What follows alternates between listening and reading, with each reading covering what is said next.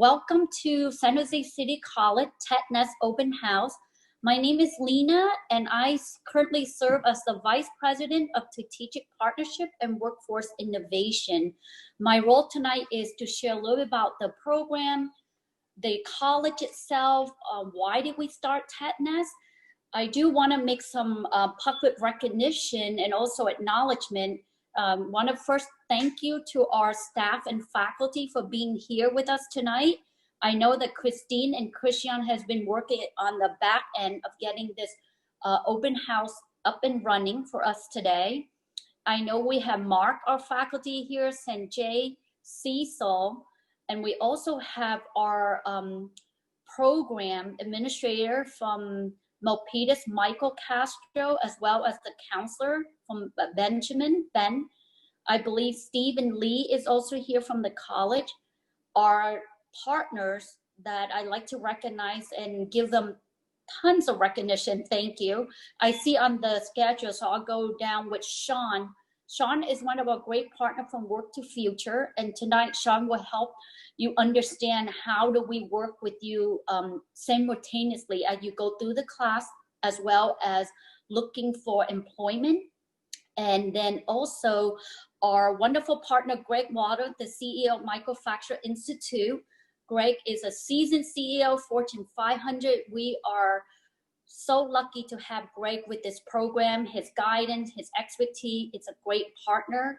And I did see Matt before, who does do all the operation and work closely with our college and Microfracturing Institute. So thank you. I think I got everybody. If I missed you, sorry. I'll do the chat later.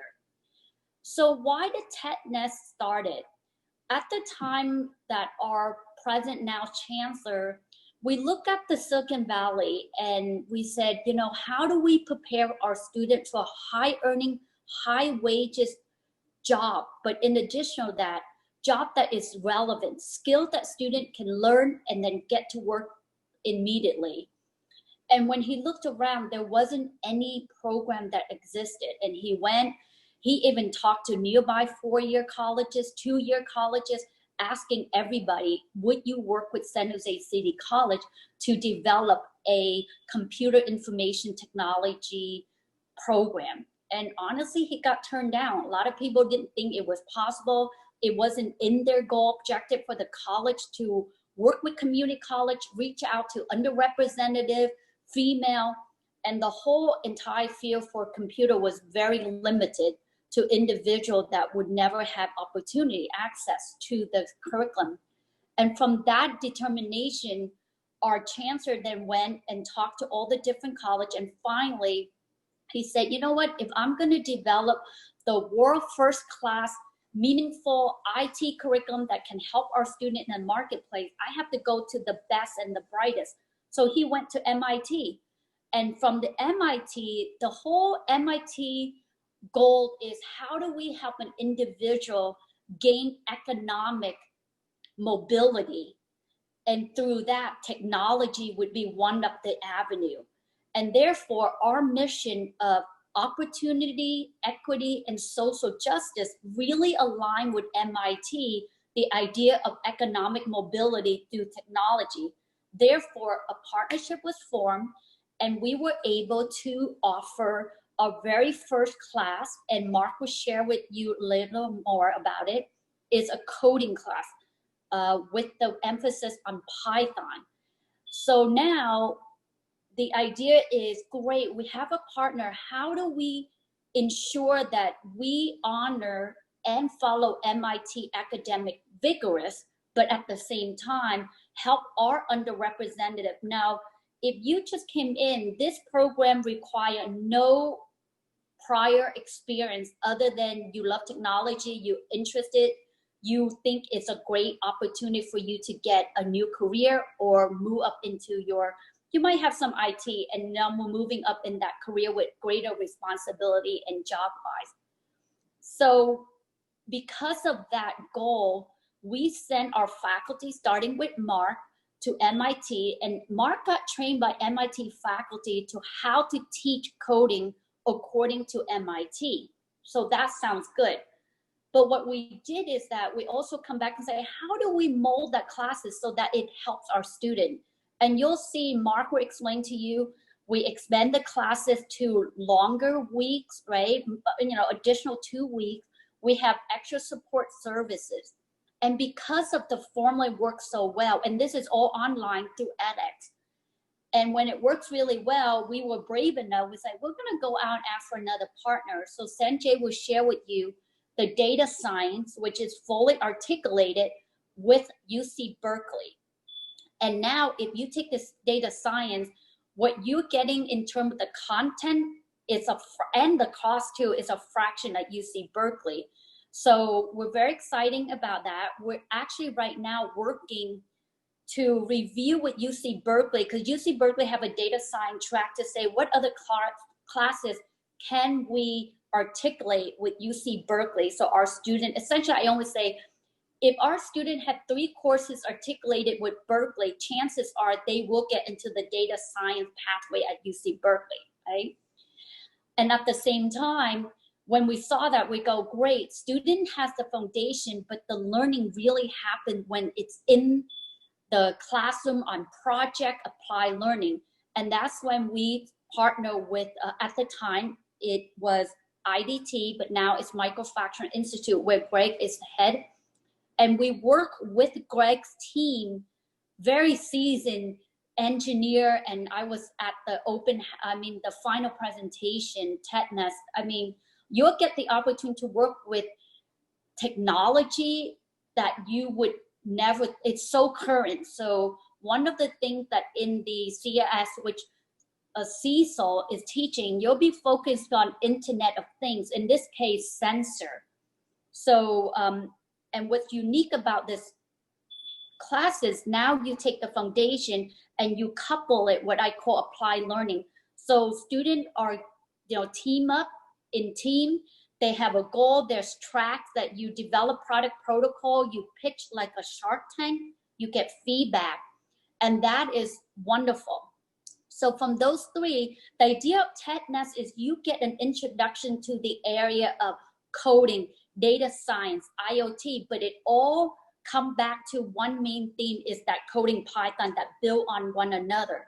Currently, right now, Cecil is working with Microsoft, and we're reviewing to add to Technest is artificial intelligence and also clouding. So we believe that when you have even these 3 classes after the Internet of Things, there's also one sensor and lighting, you'll be able to get an entry job in that area. So you can build out the different track. So what's unique about Technest is from day one, when you enter into our classroom, you're also working on your career readiness, employment, and be able to interview and get hired. And that's why Sean will share with you more about the work to future and their support and services. Stephen Lee will help you with that interview prep, the job opening. So that's what's unique is day one, you start class, you also work in team, you're also doing the product, and then you're also looking, prepare for your employment. And because of the success of Technest, we have been recognized nationally as an innovative program by the Secretary of Education. We are a finalist in the workforce for a very esteemed, it's called the Bellwether Consortium. And recently, if you stay with us around 6:45, we can share with you how Technest has evolved into an apprenticeship that has a learn and earn aspect. And we're excited to share that with you. So now, because of all the success, we have grown. I think the first cohort may be 15, 20. Now we have at least 6 or 7 cohort. We also, I didn't see here, Cecil mentioned also talk about entrepreneurship. So I kind of forgot. And further, now I have to track back a little because I missed that course. What we found out is when you are an engineer and you're working at a company, and actually anybody, right, in Silicon Valley, it's so important, and this whole spirit of entrepreneurship. So we built that into the curriculum for you. Because personally, when I work in the startup, you can work, and Google has program where you can develop idea product and pitch to the Google internal team and get funded to build out. So when you do your project, the pitching, CISO will share with you that entrepreneurial content that you can integrate into your curriculum. So that is something we really are conscious about building, preparing you what I like to call the turnkey of an engineer, a product development person, a business person, where you have different knowledge in all area. And I'm just excited about the program. So at this time, I'm going to turn it over to Mark to share about the curriculum. So that way you know what the curriculum requires, what it looks like, and then you'll get to hear from our counselor or job developer.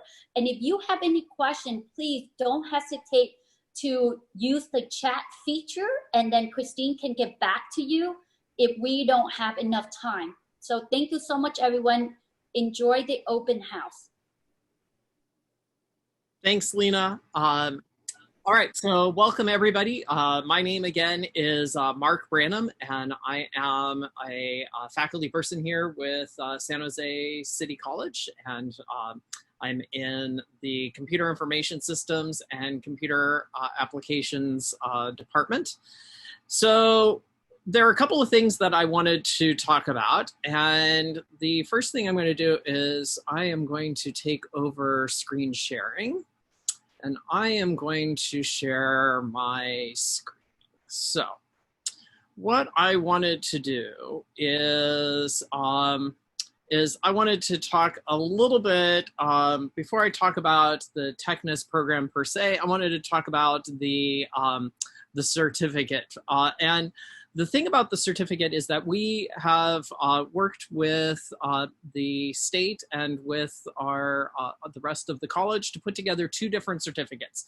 So we have a level 1 certificate, and the level 1 certificate covers computer programming, which is my class, the CIS 106 class, which we'll talk about more in a little bit. It covers data science, which is the CIS 107 class.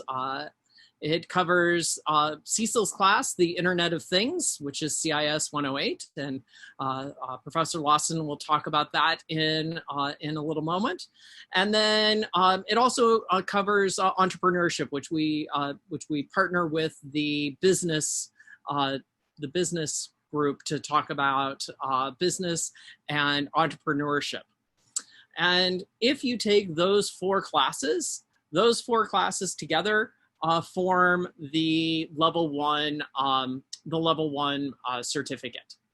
The level 2 certificate takes those 4 classes and then adds to it another business class, so the Introduction to Business, as well as one other course in either programming, data science, some sort of other way of enhancing your information. And there are a number of different ways that you can pass out of that particular section. And I'm happy to answer anybody's questions on that. But essentially, it's basically any class that we have in CIS or in business. Many of the business courses would also qualify. So those are our two certificates. Now, the other thing that's important to know is that both CIS 106 and CIS 107 use the edX platform, and on the edX platform, they also have certificates. And I often get questions from students about, yeah, but what about this EDX certificate? Does that count? And the answer to that is no. The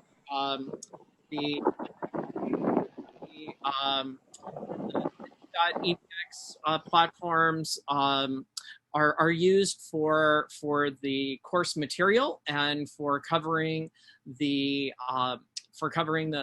material and the grading and that kind of stuff, but we are doing our own separate program utilizing that material. So again, if you have questions specifically about that, I'm happy to help you with those. But again, we'll talk about that in either in class or later on in our little introduction to this. So the next thing I wanted to talk about is my class in specific. So my class is the CIS 106. And the CIS 106 class covers a number of important things, but the most important thing that I always want to tell people is that you do not need to know anything in order to succeed in CIS 106. You need to know how to turn on your computer, and you need to know how to, use your computer. If you can access this, what we are doing right now, you have the requisite skills that are necessary to succeed in CIS 106. The second thing that's about it is the point of the class is to really think the way that computer scientists think, and to think the way that computers think. One of the issues about computers and computer science that tends to really confuse and frustrate people is that they don't really realize just how stupid computers are. Computers assume that everything is going to be laid out specifically, exactly in order. And unless you tell the computer exactly, specifically what you want it to do, you need to realize that it's going to get confused and not understand what it is that you're actually doing. So one of the things that I stress in my class is how to really think the way that computer scientists need to think, and how to act like a computer. The related thing is that this is, again, a beginning Python course. So I saw in the chat that some people have asked, I've already taken CIS 24C. I already know how to do Python. Do I need to take this class? The short answer is no, you don't need to take this class. The longer answer, I would say, is that it might actually help you to take this class. And the reason that I say that is this. CIS 24C, which is our introduction to Python programming class, covers how to program in Python. CIS 106 covers how to think computationally and how to act the way that, and how to program the way that computer scientists program. In both CIS 106 and in 24C, we teach you the basics of how to program in Python. But where 24C is focused specifically on the Python code and the Python syntax, my class is focused specifically on the thought processes that you need to utilize in order to write good code. And we use Python as our language. So in both classes, you're going to learn the basics of Python. You're going to learn essentially the same material.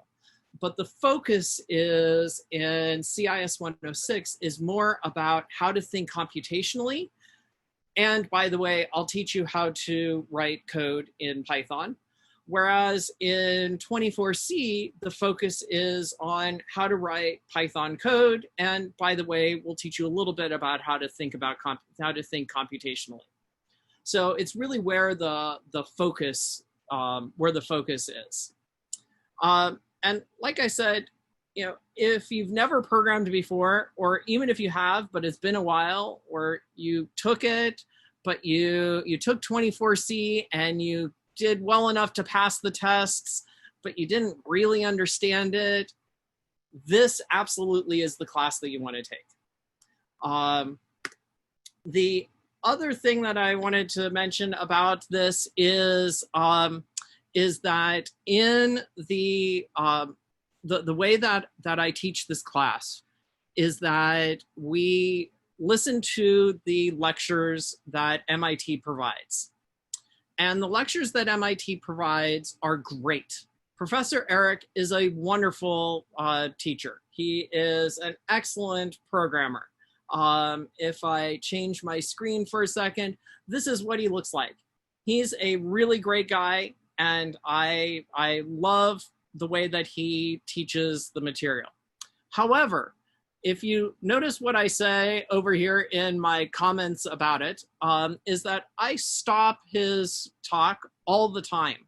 And the reason that I stop his talk all the time is that it's been my experience that most computer scientists were either math majors or computer scientists their whole lives, or have some sort of sciencey mathematical background. And that's great.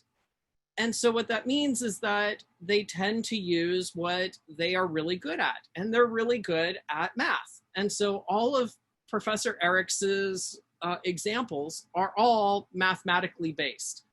And there's nothing wrong with that, unless you don't really love math as much as, say, Professor Eric loves math, or quite frankly, as much as I love math. But so I stop him all the time. And the reason that I stop him all the time is that one of the things that I pride myself on is that I'm pretty good at explaining technical concepts to a non-techie audience. And the reason that I'm pretty good at explaining technical concepts to a non-techie audience is that my undergraduate degree was actually in theater and communication. And so, and my master's degree is in education, so clearly I teach computer science. What it really is I am now and have always been a computer geek. And so I know a lot about this, but what I also know is I also know how to speak ordinary human speak. And so what I try to do is I try to take the technical concept and explain it in a way that non-techies can answer and understand. And the reason, one of the main reasons that that the Technest program exists is, again, to get people who otherwise might not have gone into tech to get into tech. And so again, when I say no programming experience is required, I really mean that. And in fact, it's been my experience that lots of times the way that you learned how to do it may not have been the best way to do it. And so, quite frankly, having no programming experience might actually be the best choice. So I accidentally put in the fall schedule. I meant to put in the springs, I mean, on the fall schedule on here, we had that we were going to be meeting in Milpitas and on campus. Of course, because of the pandemic, we're not going to be meeting physically in Milpitas or physically on the main campus, but we will still have two different sections of CIS 106. And so the two sections, one section will be held on Wednesdays from 6 till 9 and Saturdays from 10 till 1. Although really in both sections of the class, it will be totally online. So even though there will be a Milpitas section and a main campus section, those are not physically going to be in Milpitas or physically on the main campus. They're just that's going to be just how we will separate the two. But one of the things I am doing right now is updating all of the recorded lectures. And the way that our class will be done is that I will be sending all of the students access to all of the recorded lectures. And then we will watch them either together or separately, and then we'll meet virtually and talk about the stuff that I had assigned. So that was what I wanted to talk about CIS 106, and it looks like Sanjay is. Yeah, hey Mark, I'm here. Yep, excellent. So I will pass the baton on to Sanjay, and he can talk about CIS 107. Yep. Hey guys, how you doing? This is Sanjay.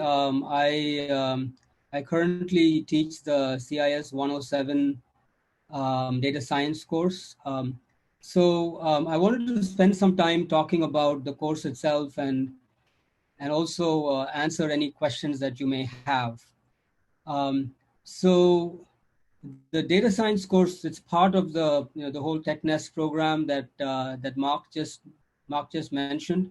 Yeah, if you could just run through all the bullets so that way, that'd be great. Yeah, perfect. Thanks for filling that. Yeah, thank you. Yeah. The data science course essentially builds on top of some of the work that what Mark had mentioned, like with CIS 106, the Python course. And the goal essentially is to teach students how to analyze data using modern statistical concepts, as well as machine learning.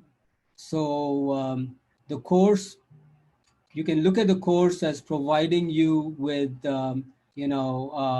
with using programming like Python programming language, um, as a tool in order to understand how statistics and machine learning can be used to explore and understand data better. So that's what that course is about.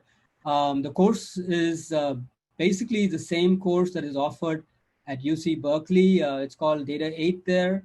And the course is also articulated by UC Berkeley. Just to give you a little bit of background on myself, I mean, I am a data scientist. I think a couple of years back, I graduated from UC Berkeley in data science. I got my master's in data science there. And since then, I've been quite involved in the data science field.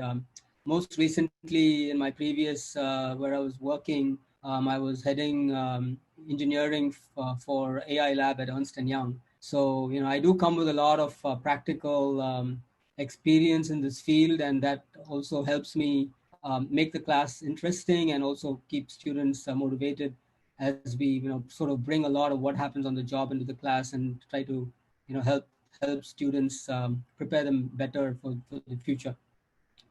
As the bullet says, right, the course is meant to help you become a data scientist. It's a foundations program. So, you're going to come in with knowledge of Python programming. So that is a prerequisite.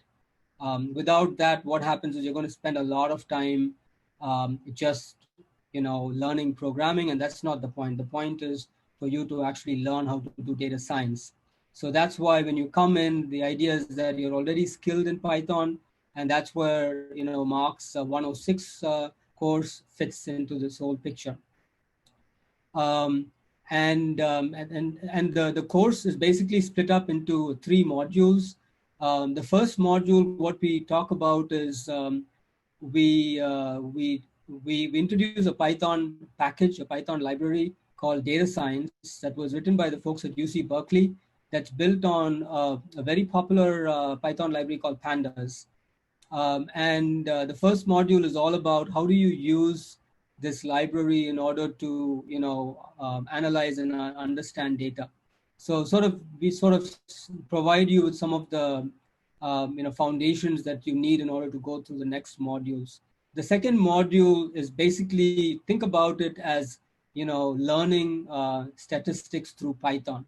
So statistics is the foundation of data science. A lot of what we do in data science is based on statistics. Not only like basic primitive statistical knowledge, like mean, median, mode, and standard deviation, but also much higher concepts like inferential statistics and hypothesis testing. And what happens in the second module is we try to understand the data around us through the lens or through the tool of statistics. So by the time we are done with the second module, you'll have a really strong understanding of statistics, statistical concepts, central limit theorem, hypothesis testing, inference, inference, and so on, inferential statistics, and so on. And also, because all of this is going to be done using Python, right, you're going to also build your programming skills as well at the same time. And you're going to sort of connect the two, like how do you use programming in order to, to analyze data or to do data science. So that's what the second module is. The third module is, students find most interesting is the machine learning part. And that's where we introduce machine learning to students. So as you all know, machine learning, AI, so machine learning is a subset of artificial intelligence. So AI does a lot of things like robotics. It includes a lot of the hardware as well along with the software. Machine learning is one part of AI, which essentially deals with pattern recognition, right? For example, like finding an object, like being able to say that this is a cat, this is a dog, and being able to do classification, or even looking at being able to predict like stock prices, being able to predict crime, being able to predict you know um, whether whether someone fits a certain category, right? For example, is someone committing like credit card fraud, right? So you can do all of those things using machine learning. And in this module, we learn about a classification technique called nearest neighbors, where we're going to do just that. I mean, it's amazing actually. We're going to talk about analyzing cancer, different types of cancer using machine learning. We will look at trying to understand disease, like whether someone is at risk for chronic kidney disease and things. There's a lot of like real practical healthcare examples as well as other examples of what we will see there. Also, since this is something that's near and dear to me, I also spend quite a bit of time just like taking students on a ride through the entire like the area of machine learning, and talk about a lot of other things that are out there besides that you can do besides what is actually included in the curriculum. So that's generally what goes on here. Again, we cover like the topics there, but in addition to that, we'll cover some extra cool stuff as well as we look at the machine learning part. But yeah, I mean the exams. So like the exams that you have are going to be very similar to what the students at UC Berkeley write. There's a lot of homework assignments that you have to do every week. And then there's a midterm and a final exam that you will have to take. And everything is geared in order to give you that continuous repetition and practice to make you, continuously stay in touch with the subject, because that's like the only way you can become a good programmer is by continuously staying in touch with writing code. So the homeworks are designed such that, you get that continuous, assignment and feedback, to help you. So next slide, please. By the way, let me stop. Any questions, guys?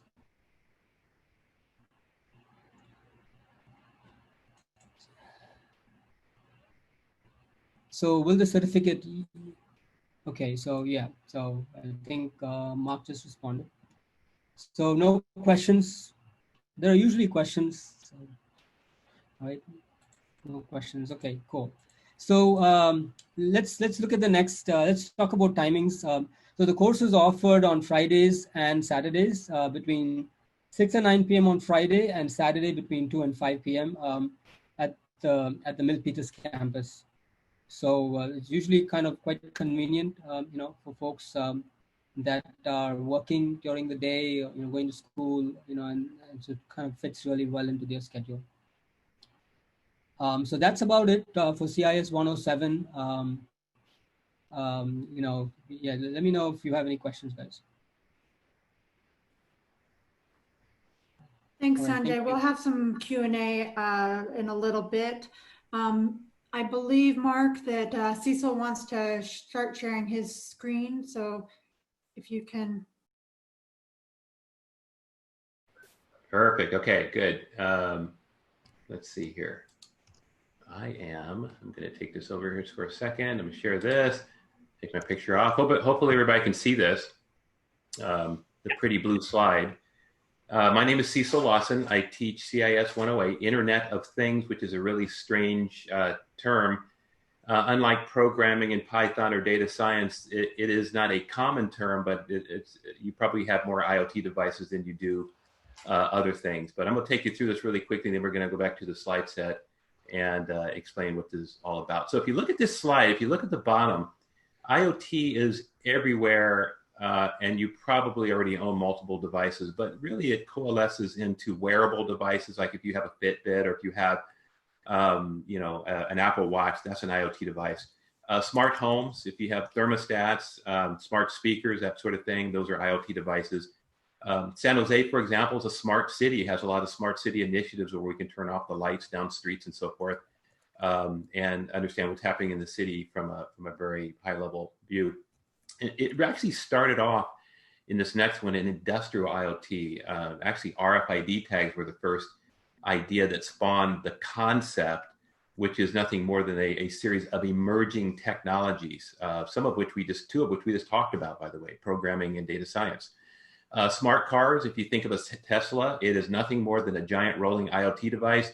And of course, Smart U, which if you take this course, by the way, if you look at my t-shirt, for anybody who understands the significance of this t-shirt, you get extra points. And without a doubt, you should be joining my course if you understand what that's all about, because we'll have a lot to talk about.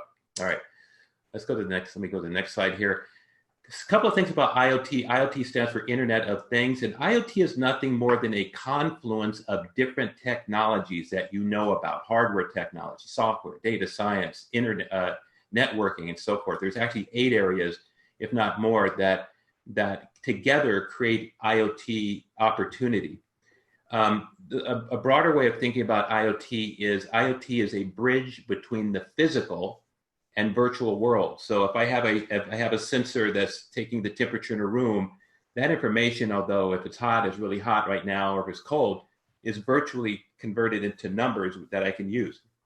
For example, 87% of people have not heard of IoT, which is why I'm doing this real quick thing for you. What is it? What is it about? What is it made up of?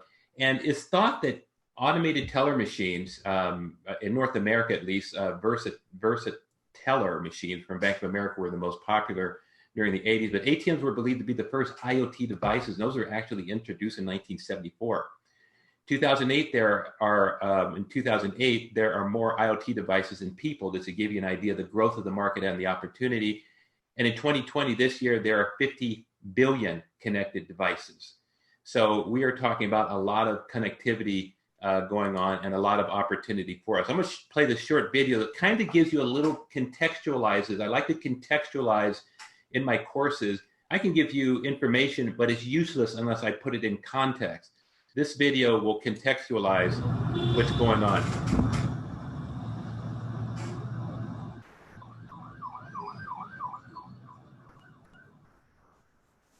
There are just a few important facts to remember about the Internet of Things. Attending just one class at San Jose City College will give you hands-on experience in 8 of the fastest growing segments in the tech industry today. Careers in programming, data science, cloud services, computer networking, and others. These jobs are among the highest paying available. So why are there so many high-paying jobs being generated by IoT? Just follow the money. Apple is now led by CEO Tim Cook, who talked to Lester in November. You may soon be head of a $1 trillion company. What do you think about that? What goes through your mind? Financial news now. Amazon makes history, becoming only the second publicly traded company to top $1 trillion in market value. Wall Street's $1 trillion club has a new member, Microsoft. The company hit $1 trillion in market value for the first time today after its latest. To better understand why so many jobs are being created by new IoT tech, you have to go back a few years to early Silicon Valley.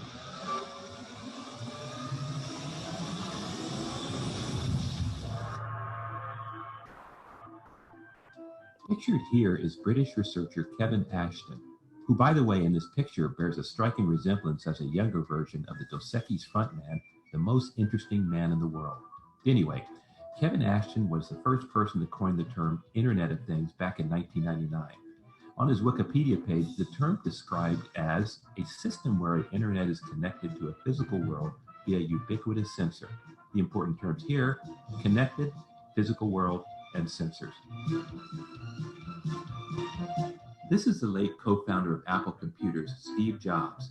A few years after Kevin Ashton coined the term IoT, Apple Computers introduced the iPhone in June of 2007. The iPod team at Apple included a phone function and connected the device to the internet. They called it the Internet Communicator. One important note, this is why your smartphone is actually an IoT device. A widescreen iPod with touch controls, a revolutionary mobile phone, and a breakthrough internet communications device. Apple employees Tony Fadell and Matt Rogers recognized the potential for the new IoT market, so they left Apple and started a new company called Nest. There they created the first IoT thermostat by the same name. The product was so popular, it was purchased by Google for $3.2 billion just a few short years later. And with a simple handshake from Mr. Google himself, began the IoT gold rush. When serious money is on the table, everybody wants to play. That's Jeff Bezos, founder of Amazon.com. He introduced us to smart speakers. Pictured here are Eric Friedman and James Park. They introduced us to smart watches and wearable technologies. Oh, and you remember rocket man Elon Musk, president of SpaceX? He also introduced us to the largest IoT device of them all, the Tesla battery-powered automobile. So why should you care about all this IoT stuff? That's simple. Careers in high technology just pay better. You don't need to be a genius to get a high-paying job in IoT. If you want to have a good standard of living, you need a professional career. And if you're searching for a career with long-term growth, you can't do any better than IoT. Taking an IoT class at San Jose City College introduces you to 8 of the hottest areas in technology in just one class. We're talking about Python programming, IoT security, database management systems, and cloud services like Amazon Web Services and Microsoft Azure, computer networking, these small computers called SoCs and embedded systems, environmental sensors and actuators, data science, which is a really hot area, and hands-on experience. For additional information, visit www.sjcc.edu. And thank you for watching. All right, that was just a short video. I'm going to take you through a couple of, I think what the video introduced you to is you are already using IoT and how broad the markets are and the opportunities are for IoT. I can list, I think, 400 or 500 jobs that potentially could use IoT, all the way from putting these things together to designing them. Part of the class is multimodal, which means that part of it is hands-on, which you are taking these small computers, you are building a device. So when you come out of the class, you know about hardware, you know about the concept of data science, the concept of programming, so forth. What caused this revolution in this one slide is just this. We had a whole bunch of boring technology like a thermostat to the left and that light bulb, big deal. It turns on and off and it tells the temperature. Then we added embedded systems to where we put a computer around it. Now we can control a little bit more. We can turn the light on when we're home, or when we can turn the temperature up when the temperature outside is too hot or is too cold, and vice versa. Once you put it on the internet, that very last slide, which is create, you create these things, you connect these together, and when you connect various devices like my smartwatch with my the lock on my door, for example, you get this magical effect which is proliferating through the industry. So that last slide, if you look at that last slide where it says combine, we are now looking at a system of systems, which means that you have all these sensors hooked up to computers, hooked up to the internet and the cloud, if you will, and then talking to one another and making sense of all that information. That's where the data science kicks in. So we have a revolution going on. It really looks like something like the Wild West when I first arrived in the Bay Area many, many years ago. And that revolution is going to create a lot of jobs for those who are prepared for them.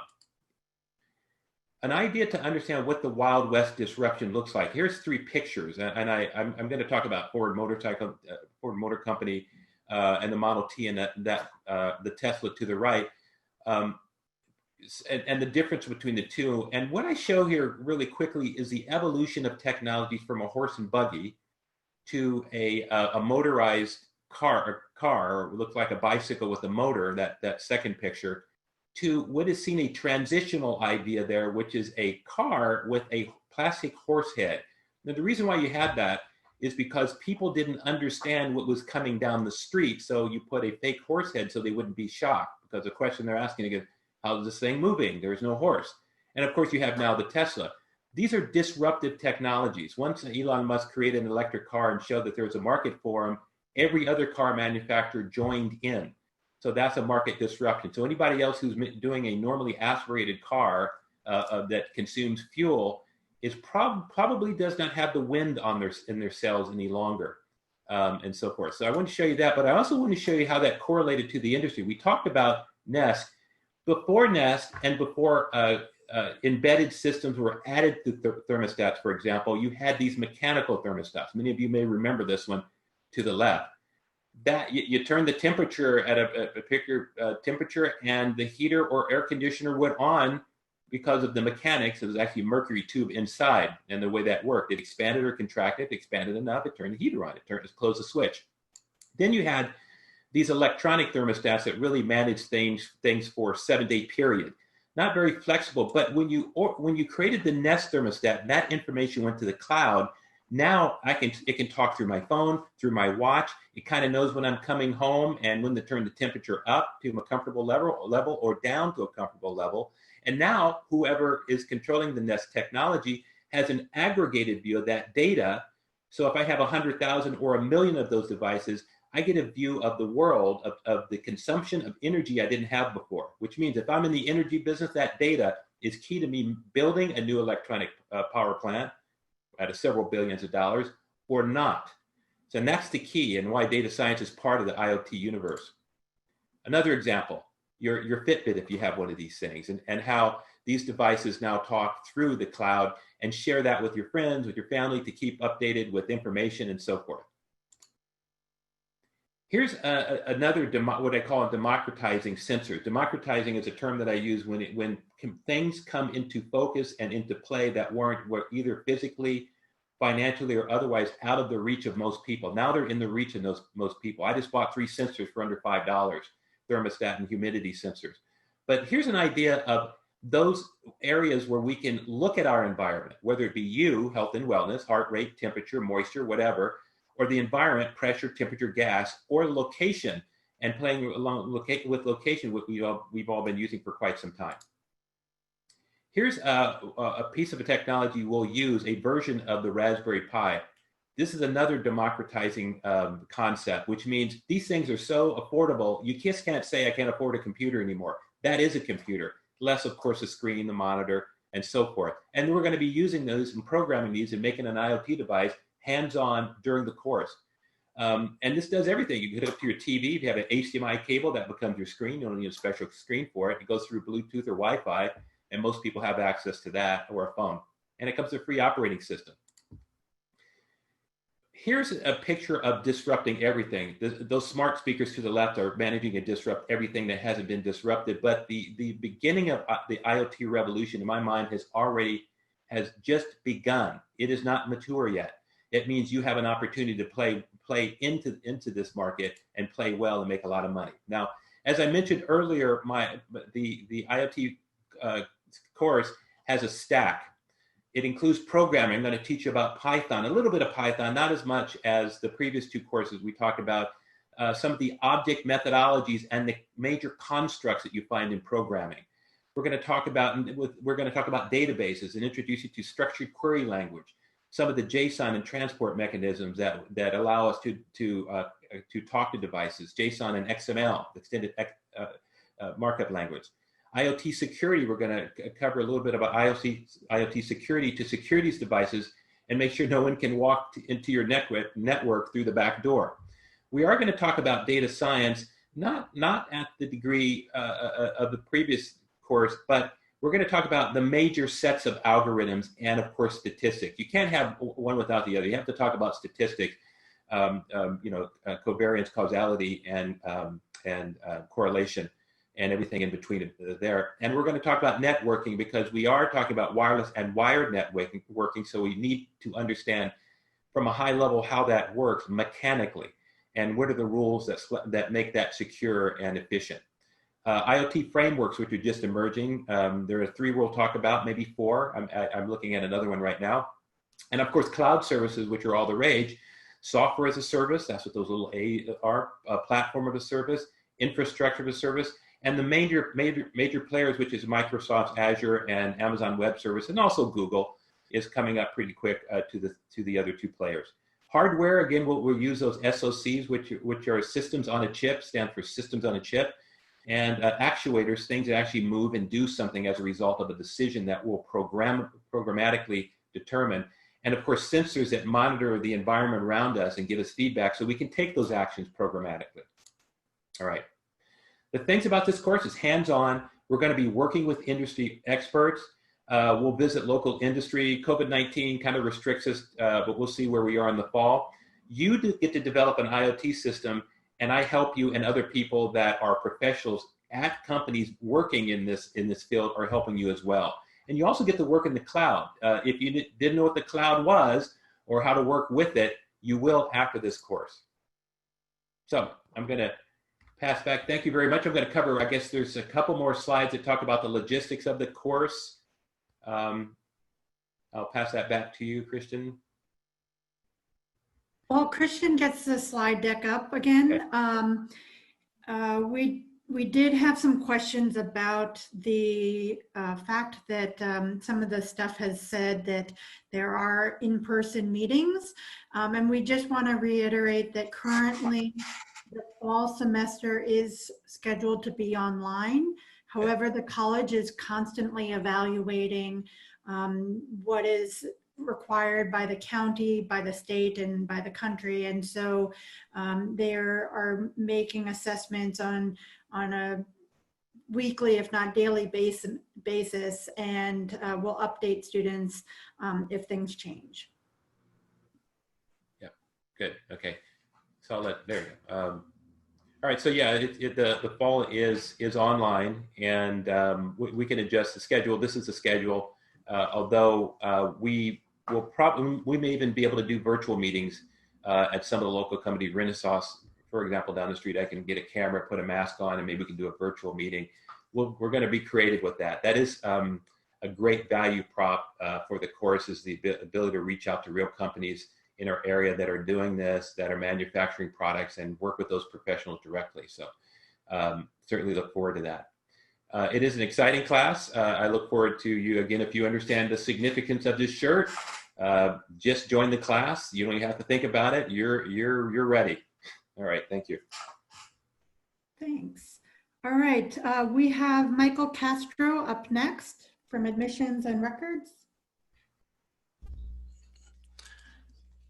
Hello, hi, I'm Michael Castro. I'm the Enrollment Services Coordinator for Milpitas Extension, San Jose City College. I've been doing these orientations since I started, like at least four to 5 years ago.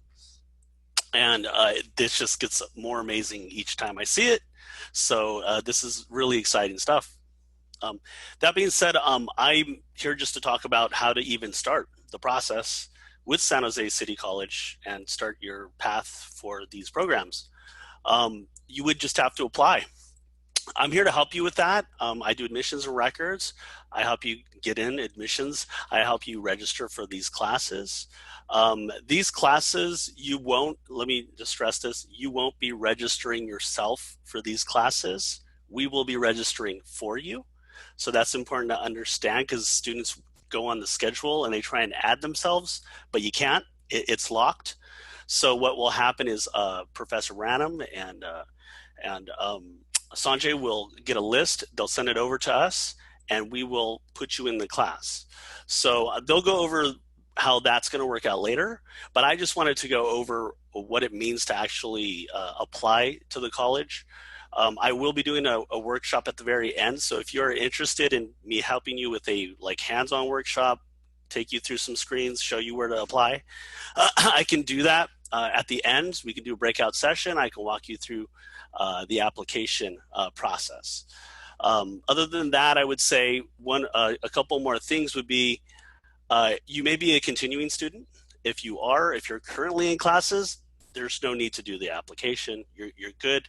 Just wait for us to register you if you're on the list. If you are a new student, then you got a lot to do. So there's a couple of processes. One is your CCC apply process, where you create an account. And then you also need to apply to the college. Some people get those two things mixed up. They get confusing because these are separate databases. So I'm here to clarify that as well. I get a lot of students who get stuck or hitched up on this. So I can help you at the end, of course, walk you through and clarify those two processes. And if you're a returning student, you may be returning from a long time ago. You're like, I got a student ID, I can just register. You can't. You have to be an active student. You have to do a new application. You have to go through the CC Apply database. You got to reapply. I can also walk you through that as well if it's because it is confusing. If you haven't been to a community college in a long time, then we do have these CCC Apply new database. So that being said, I'm just going to hand this over to Mark for the rest, and I'll see you at the end. Thanks, Michael. As I had meant, sorry, Mark, I put a little note in the chat box that if you're interested in the workshop with Michael, we'll let you know at the end of the Q&A session, and we'll put you in a breakout room and he can share a screen and walk you through. And I think next we have Ben. Actually, before Ben goes, I just wanted to mention real fast. So Christian, if you could go to the next slide real fast. This is where you go to take the assessment, and the assessment is really not truly an assessment. It's really more of a, are you sure you know enough about Python to take the CIS 107 or the CIS 108 class? Because if you've never done Python before and you're an expert in C++, you're probably not going to succeed in Sanjay's CIS 107 class, because it really does assume that you know how to do Python. And so that's really what the assessment is all about, is just, are you sure? You really sure? And if you are really sure, then fine, we'll let you in, but we really think you should take 106 first before you try to do 107, and even 108. And so that's really what the whole point of the assessment is. 100% of everybody who takes the assessment is getting into at least CIS 106. It is, that's why I said it's not really an assessment, because most assessments you have to pass a test in order to make it into the class. You're going to make it into the class. It's just which class are you going to be placed into is really the key. So again, the link to get to it is at there it is. I was just about to copy and paste that in. Thank you, Christine. So the link is there. It's just a little Google form. Fill it out, hit submit, and that is how you sign up for the class. So now I'll pass it off to Ben to talk about counseling and counseling services and the like. Good evening, everyone. My name is Ben Granger. I'm a counselor with San Jose City College. I'm the counselor who's normally at the Milpitas Extension. So especially if you, well, obviously because we're doing distance at the moment, you know, we're all meeting distantly. But if and when we do get to meet face-to-face back on campus, if you're taking either 106 or 107 over at the Milpitas Extension, I'm the counselor who's normally stationed there.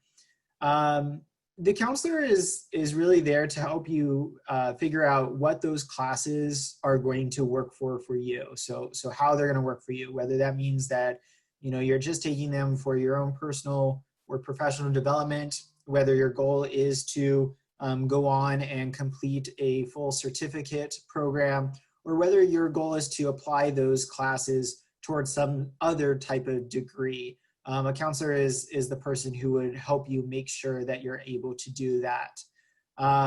We have counseling appointments, probably not so much during the month of June, But starting in July and then all the way through August, and then definitely once classes begin at the very end of August, we'll have counseling appointments available. During July, the appointments are with Julie Wynn. She is one of the CE counselors, career education counselors, specifically who oversees the computer science programs. And then I'll be back in August for the month of August, and then we'll both be there once the semester begins in late August, early September. Doesn't matter which of us you're meeting with, again, because I'm generally on the ground in Milpitas. If classes are in person there, that I'm frequently an easy one to stop in to see. But if you prefer to see a counselor on the main campus, if that's more convenient for you, then Julie's available for that as well. So if you do have questions regarding, for example, you know, how do those classes transfer? What is the articulation for them? Can they be applied to any other degrees or certificates? That type of thing. Then you'd make an appointment with a counselor to talk about that. So other than that, just wanted to stop by, say hi, show you my friendly face, and if you have any other questions, feel free to get in touch. Thanks, Ben. Stephen, you want to introduce yourself? Yeah, of course. If you want to show the slide deck again, I have one slide for myself. That'd be great.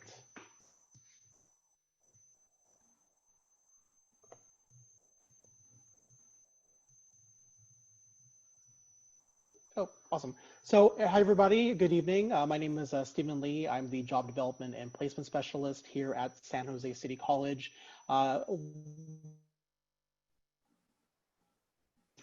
To career services or employment is through services like a resume, interview coaching, job searching techniques, revamping or modifying or making yourself more marketable on LinkedIn, which is the biggest social media platform, professional to actually be able to get yourself out there and show your sort of skill sets by taking any sort of or showing off your certificates or actually any courses through LinkedIn Learning. So what LinkedIn Learning is something that we're partnering with LinkedIn. What you can actually do is take courses or learning paths, instructional videos. There's about 15,000 plus different types of industry experts that have been selected to actually come and provide their insights on the subject matter expert that you're currently looking to do, whether it is to create an elevator pitch, learn to be a better effective interviewer, learn to move up in the career ranks or the career ladder in terms of like management or executive. And so in my time before college, I was actually a technical recruiter. I was actually recruiting for some of the big name companies that you have seen in the slideshow, Google and Tesla as well. So if it's a means of actually revamping your resume, certainly make it more sellable to actually get it to the eyes of the recruiter, we can definitely sit down and actually talk about it through Zoom, and I'll be more than happy to provide my contact information. I'm actually going to go ahead and copy and paste in the subject box, so the message box. So if you have any questions, if you want to schedule some time with me to speak, we can definitely schedule a one-on-one time. I will be working throughout the summer and also fall as well. So if you actually want to schedule any time, just send me an email with regarding your availability, and I'll be more than happy to assist you with anything else. We also have our job board website, College Central Network. So if you actually have any questions or any concerns about employment, whether it be specific articles, podcasts, there's a plethora of services. They even have a resume sort of module on there as well to assist you in sort of crafting something that is definitely going to be much better, or it's going to be leading to a more polished and professional resume if you are struggling to create a final draft version before sending it out to some of the employers that you're looking for. Also provide feedback for your LinkedIn profile. So if you actually have a LinkedIn profile already, all you got to do is send me an email, and we actually will be sharing the screen, either yourself or myself.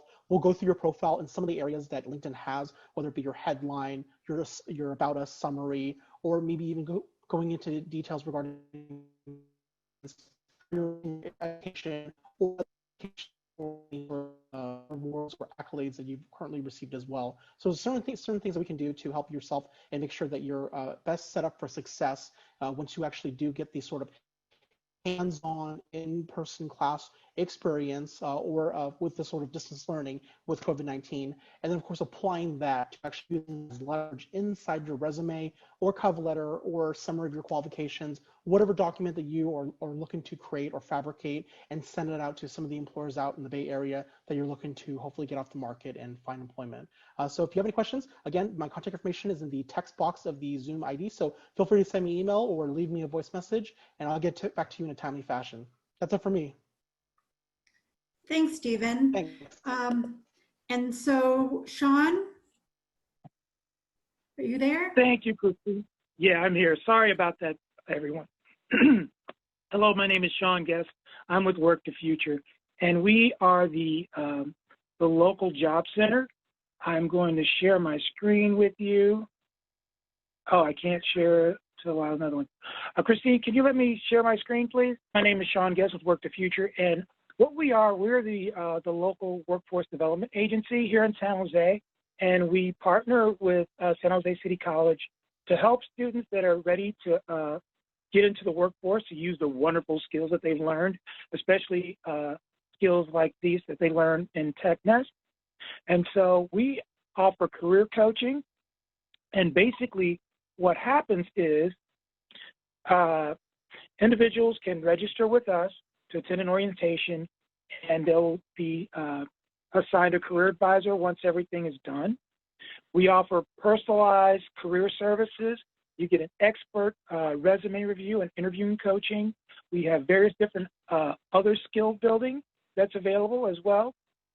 And we also have some opportunities for online training and work experience as well. Now, I also work closely with Stephen.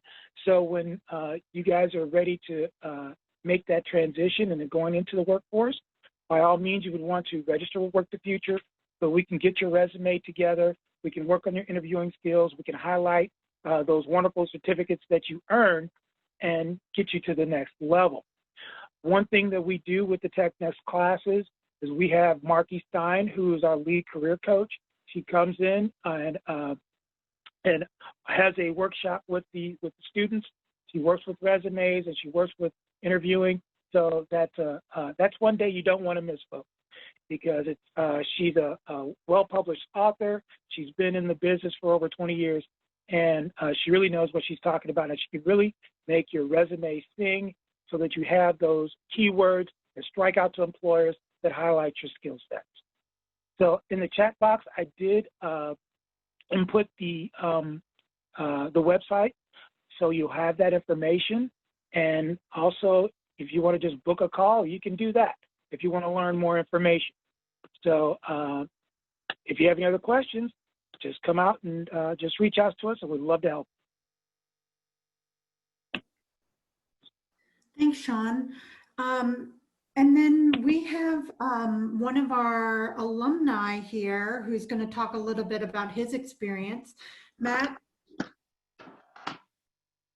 Hi, so for those of you who don't know me, my name is Matt Stillman, and just to give a short summary, I've had a really good experience with the Technest program. It started a couple years ago. I first took Python 24C, and it was taking that class that I saw an advertisement for CIS 108 and Internet of Things. And it's that point I took a course working with Cecil where I learned about the Internet of Things, which I didn't even know of. I didn't know the capabilities. I got introduced to hubs, sensors, stuff like that. But more importantly, this gave me a chance to be creative and design a project using IoT sensors.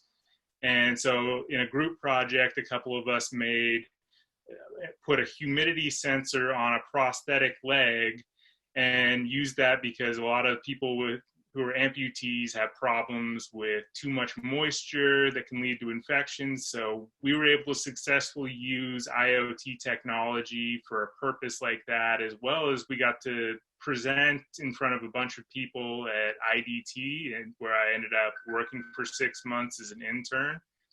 And after that, I've also taken data science with Sanjay, which was an incredible class because I already enjoyed statistics. I really enjoyed Python. It's my favorite language. So this was a really good way to combine these two, and just, it really underscores in fun ways how much data is a part of everyone's life. I know everyone now has probably spent a lot of time looking at graphs for data for the situation we're in. But basically, Sanjay did an incredible job of learning about data and using math, making it really fun, making it really, really interesting. And with Technest, you basically get an inside seat to a bunch of new types of technology that you may not have had a seat to. And it's really great. And at this point now, I'm working for Microfracturing Institute, so I'm still very much a part of this, and I can't say enough good things about the Technest program. It's been a great move for me, and it's definitely changed my life. Thanks, Matt. So at this time, we're going to open it up for questions. So all of our instructors are here. I think our staff are all still here. So if anybody has any questions that weren't answered in the chat box, we are happy to address those now. I know that there were a lot of questions about what requirements you need in order to get your certificate. Mark, if you want to just reiterate that about 106 and 24C. Sure. So in order to get the Technest certificates, you need to either take 106 or CIS 24C. That said, again, the focus of 106 is more about thinking computationally and thinking the way that computer scientists think. And so even if you've taken 24C in the past, it is, I think, a good idea to take CIS 106. But if you want to get the certificate, then the required courses for the certificate, so level 1 certificate is CIS 106, CIS 107, CIS 108, and then Business 68. And then for the level 2 certificate, it's all of those plus Business 82, I think it's 82. And then another course in either data or computer science. So, you know, taking 24A or taking 84 or taking CIS 47. Some other computer science course would be required. So yeah. So there have been questions in the past about, can you take 106 and 107 and even possibly 108 together? What's the recommendation? And maybe Matt, you want to speak a little bit to that? Sorry to put you on the spot. Yeah, so I almost took 106 and 107 simultaneously, but for some scheduling issues, I didn't. But it's definitely a possibility that you could take both of those courses at the same time. I know a lot of people are definitely looking for online learning opportunities right now. So I think if there were ever a time to fully immerse yourself in both those courses and potentially 108, I think this is definitely a good time for that. And especially with 108, these courses really adapt well to an online learning format because, you know, we're able to all still communicate on Zoom. Most of the things you're working on are going to involve an internet connection. So in the end, I think these are all very doable courses to potentially do 106 and 107 and maybe 108 in the same semester, especially because right now you might have extra time for that. Mark or Sanjay, is there anything you want to add to that? I would just say that you know, if you already have a programming background, let's say you're proficient in C or maybe even Python, but it's been a couple of years, then I would say probably taking 107 and 106 at the same time is probably a doable thing. It's a lot easier to take 106 and 108 at the same time than it is to do 106 and 107 at the same time. And the reason for that is that CIS 107, the data science course, it's really two disparate ideas that are being thrown together at once. That is, statistics and computer programming. And so in order to succeed in 107, you really need to be up to speed and proficient in Python, because in order to do the data analysis stuff that Professor Sanjay is going to make you do, you need to feel comfortable writing lines of code in Python. And if you're kind of rusty in Python, or you've never ever written anything in Python, then you're really gonna struggle with succeeding in 107.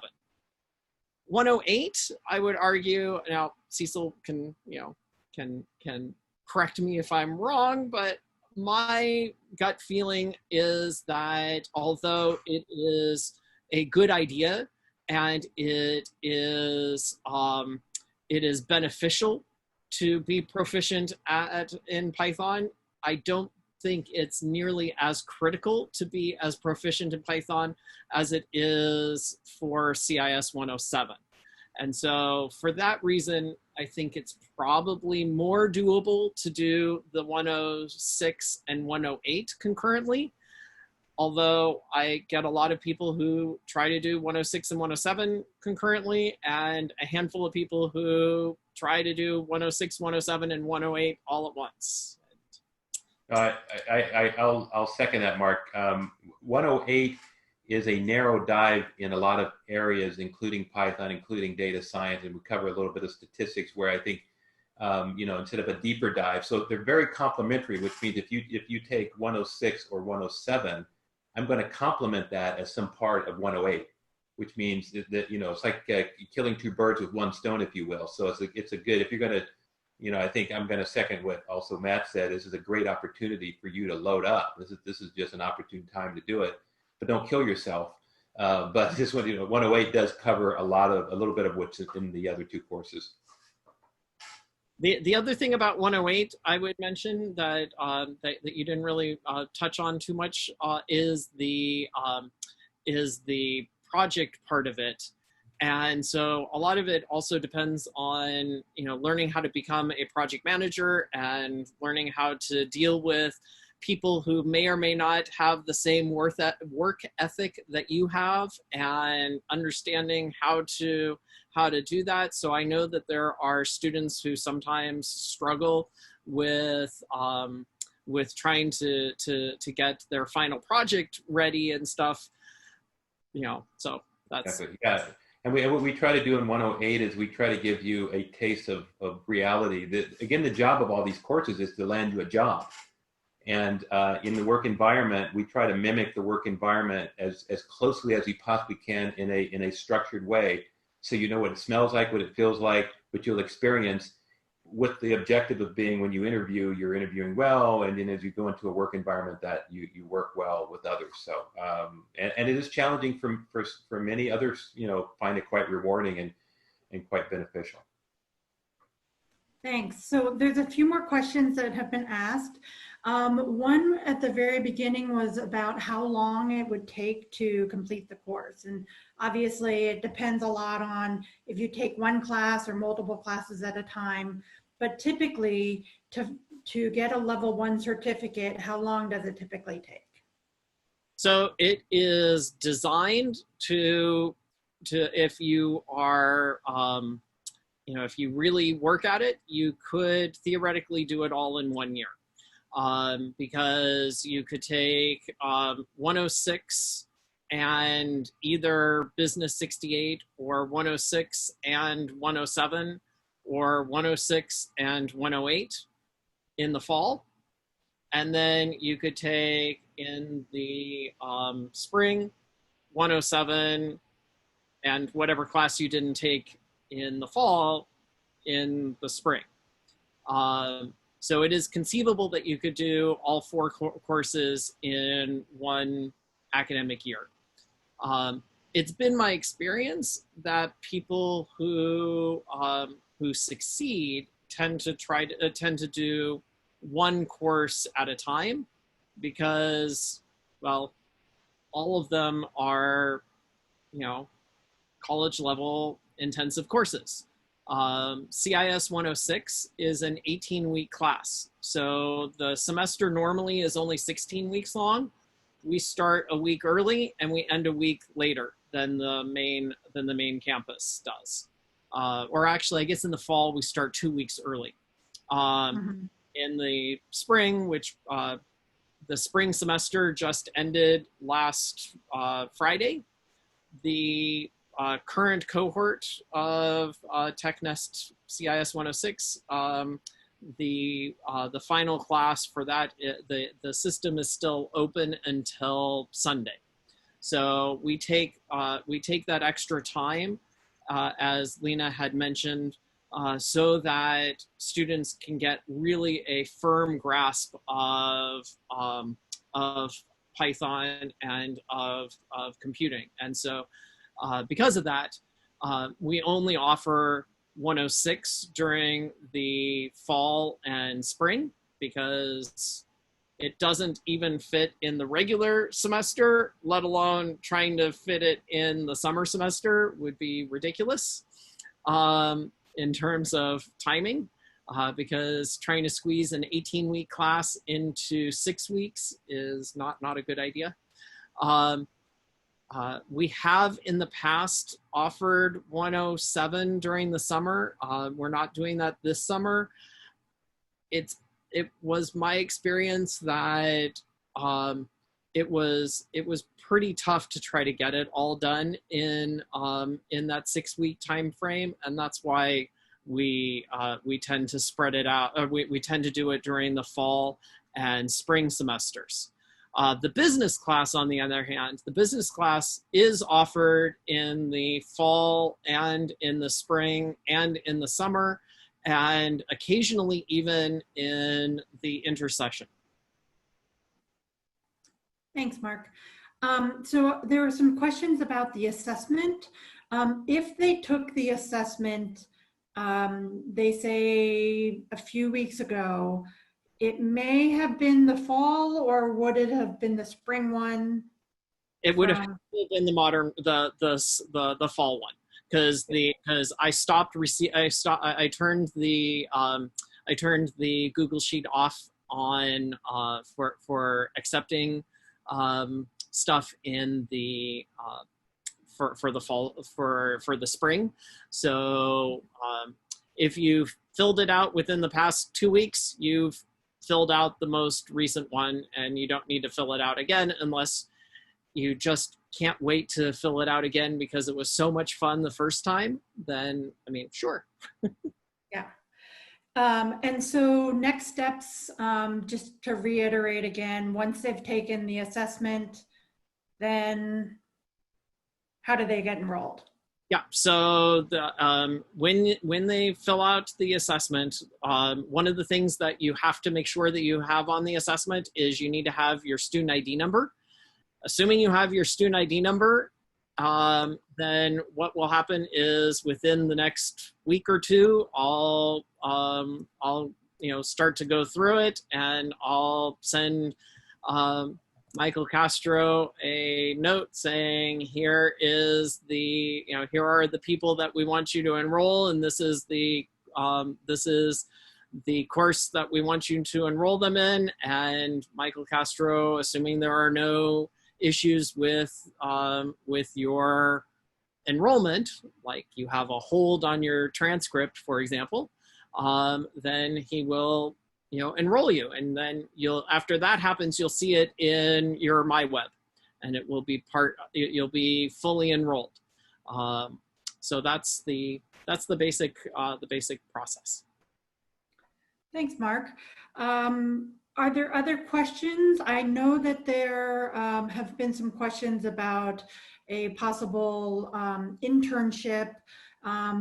We are going to be talking about apprenticeships beginning at 8:45, or excuse me, 6:45.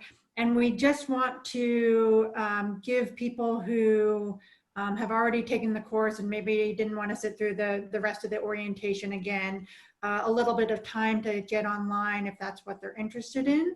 So during the next 10 minutes or so, we can start moving some people into a breakout room if they want to meet with Michael to learn how to get online and register for classes or get their account, put in their application. We can also give people a quick bathroom or water break, but we will plan on starting back at 8:45. And again, if you have questions, you're welcome to put them in the chat box and we'll continue to answer them in the next couple minutes. It was 6:45. 6:45. Yes, 6:45. I'm sorry. Does anybody, are they interested in getting into the breakout room with Michael? So actually, before you do that, Ray just sent a note saying, so this is not like one of those 6-month online coding courses like the ones that are offered by Google. So I can answer that. So the short answer is kinda. The more accurate answer is this. So one of the reasons that that we actually started the Technest program was because we were looking at all of the online coding boot camps and coding classes and stuff that people see all the time, and where they say, you know, come in for 2 weeks and we will guarantee that you will, you know, be an expert in computer programming or whatever it is that they often claim. And the problem with them is that, first of all, they don't. And second of all is that the level of expertise that you achieve from those types of courses are not actually stuff that is actually is necessarily relevant to what business and industry really want. That's one of the reasons why we've partnered with the various different partners that we had, like Great Waters and stuff, is specifically so that we can make sure that we are sticking to the academic rigor that is required, as well as making sure that we are covering the material that that industry wants. So, is it like the 6-month online coding courses like the ones that are offered by Google? The short answer is kinda, because a lot of the material that they are using is actually taken from the edX platform, which is where we are receiving a lot of our information, but we are supplementing that with San Jose City College faculty who are also experts in the material. So one of the things I always like to point out is that in, for example, CIS 106, you have Professor Eric from MIT. You have Professor John, also from MIT. Professor John wrote the book. Professor Eric is the talking head, if you will, in doing the lectures. And then you have, well, me. And so, so you have the three of us that are experts in our fields and helping you out with the material. Similarly, same thing with Professor Sanjay, same thing with Professor Cecil. We're all experts in our fields, and we're here to help you out. And unlike, you know, a boot camp where they want thousands and thousands of dollars, we're in it to help make education. So that's why we're all involved in this.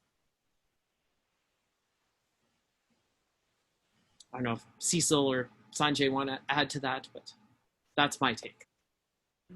Yeah, I think it's the same thing. I mean, just to sort of, this is Sanjay, by the way, just to, echo, I guess, what Mark said.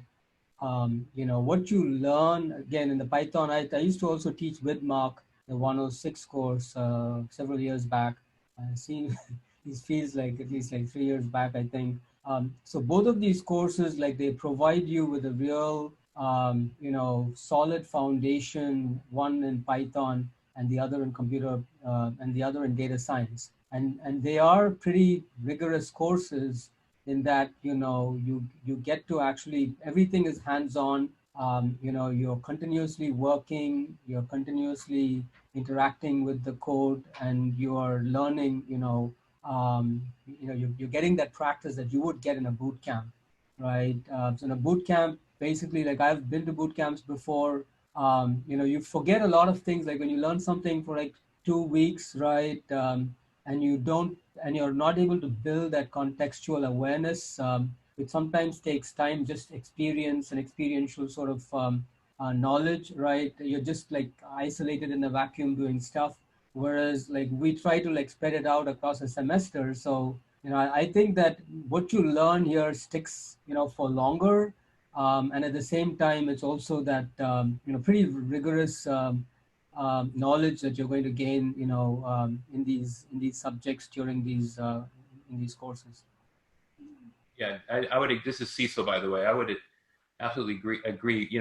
What we've tried to do, and I mentioned this earlier, is to construct a course that meets the academic rigor required, per the institution, but also inject some of the realities of working. I mean, again, our goal. We have multiple goals, although one of them is to close what is called the skills gap. And we all know people that are heavily degreed but are unable to find gainful employment in their trade. And what we're finding is a lot of those people haven't developed actual skills. So that's why we use an application of multimodal type of teaching, so which includes hands-on, which includes working with other people, because no matter what you're doing in any technology job, you will be working as teams or a part of a team, or we leading a team. And so we try to mimic as many of those things as we can. So I think we are unique. There are many companies, organizations taking different views of how to teach technology, simply because there are not enough people in the pipeline to hire that know what they're doing. And but I think we're taking a unique hack at it in that we try to closely match what's real and actually will occur in a workplace, and of course try to apply the theoretical knowledge in the case of 108, 8 different areas of knowledge, not from a deep perspective, but also from a very cursory, how does it all fit together, contextualize, which is so important for you to understand how it works. Now you can always look this stuff up and take a deeper dive, which we encourage you to do. But at least you know how to connect the pieces, I think, when you finish these courses. A couple of, I don't know if everyone saw the chat, but a couple of people have asked about, the cost of the program, and it's just the regular cost for a regular course at City College, because that's what these are. These are regular courses at City College. And so I just looked up the number. It is $46 per unit. So a 3-unit class is $138. Now, if you are an international student, then or a non-California resident, it looks like it is a $288 per unit tuition, it looks like. So again, that would be a question for admissions and records. I've put the link on the website. I mean, on the chat.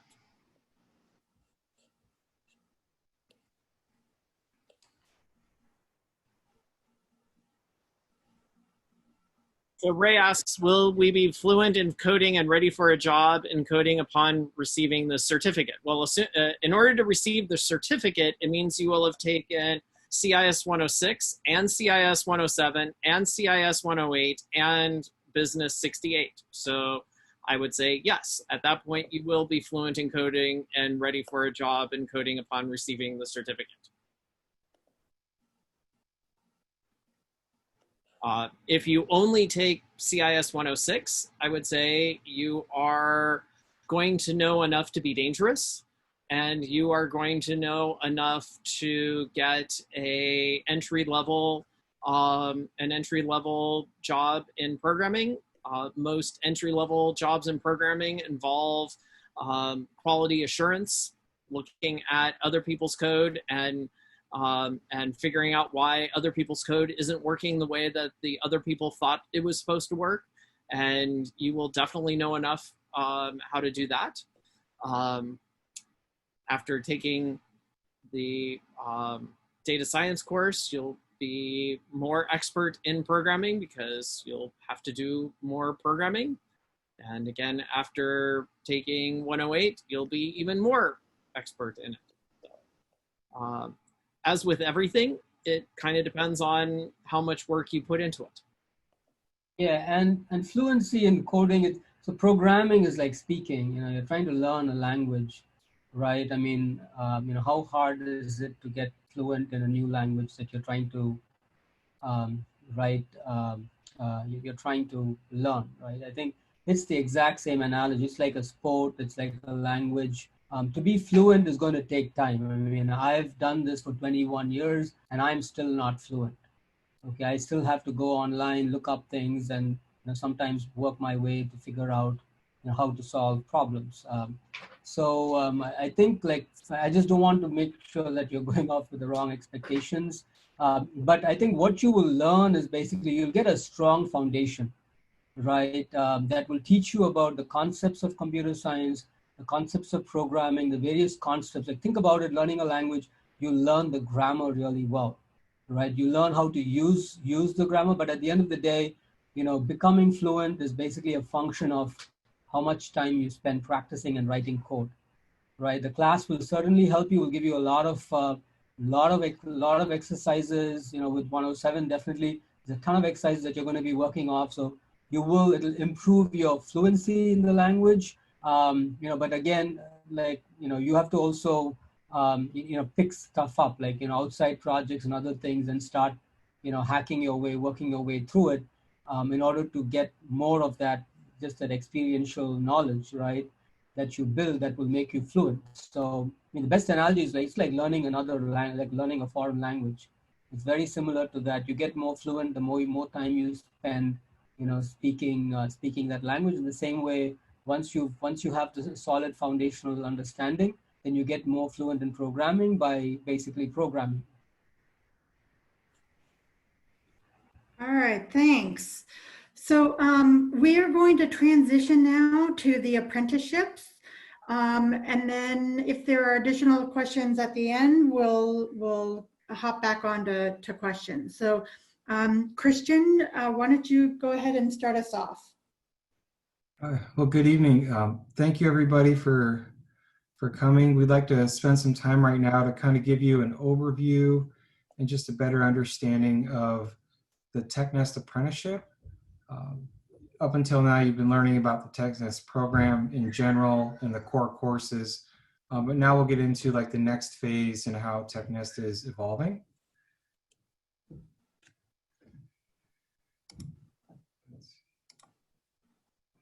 And at this point, I'd like to introduce Dr. Lena Tran, our Vice President, who spoke earlier for the Technest presentation.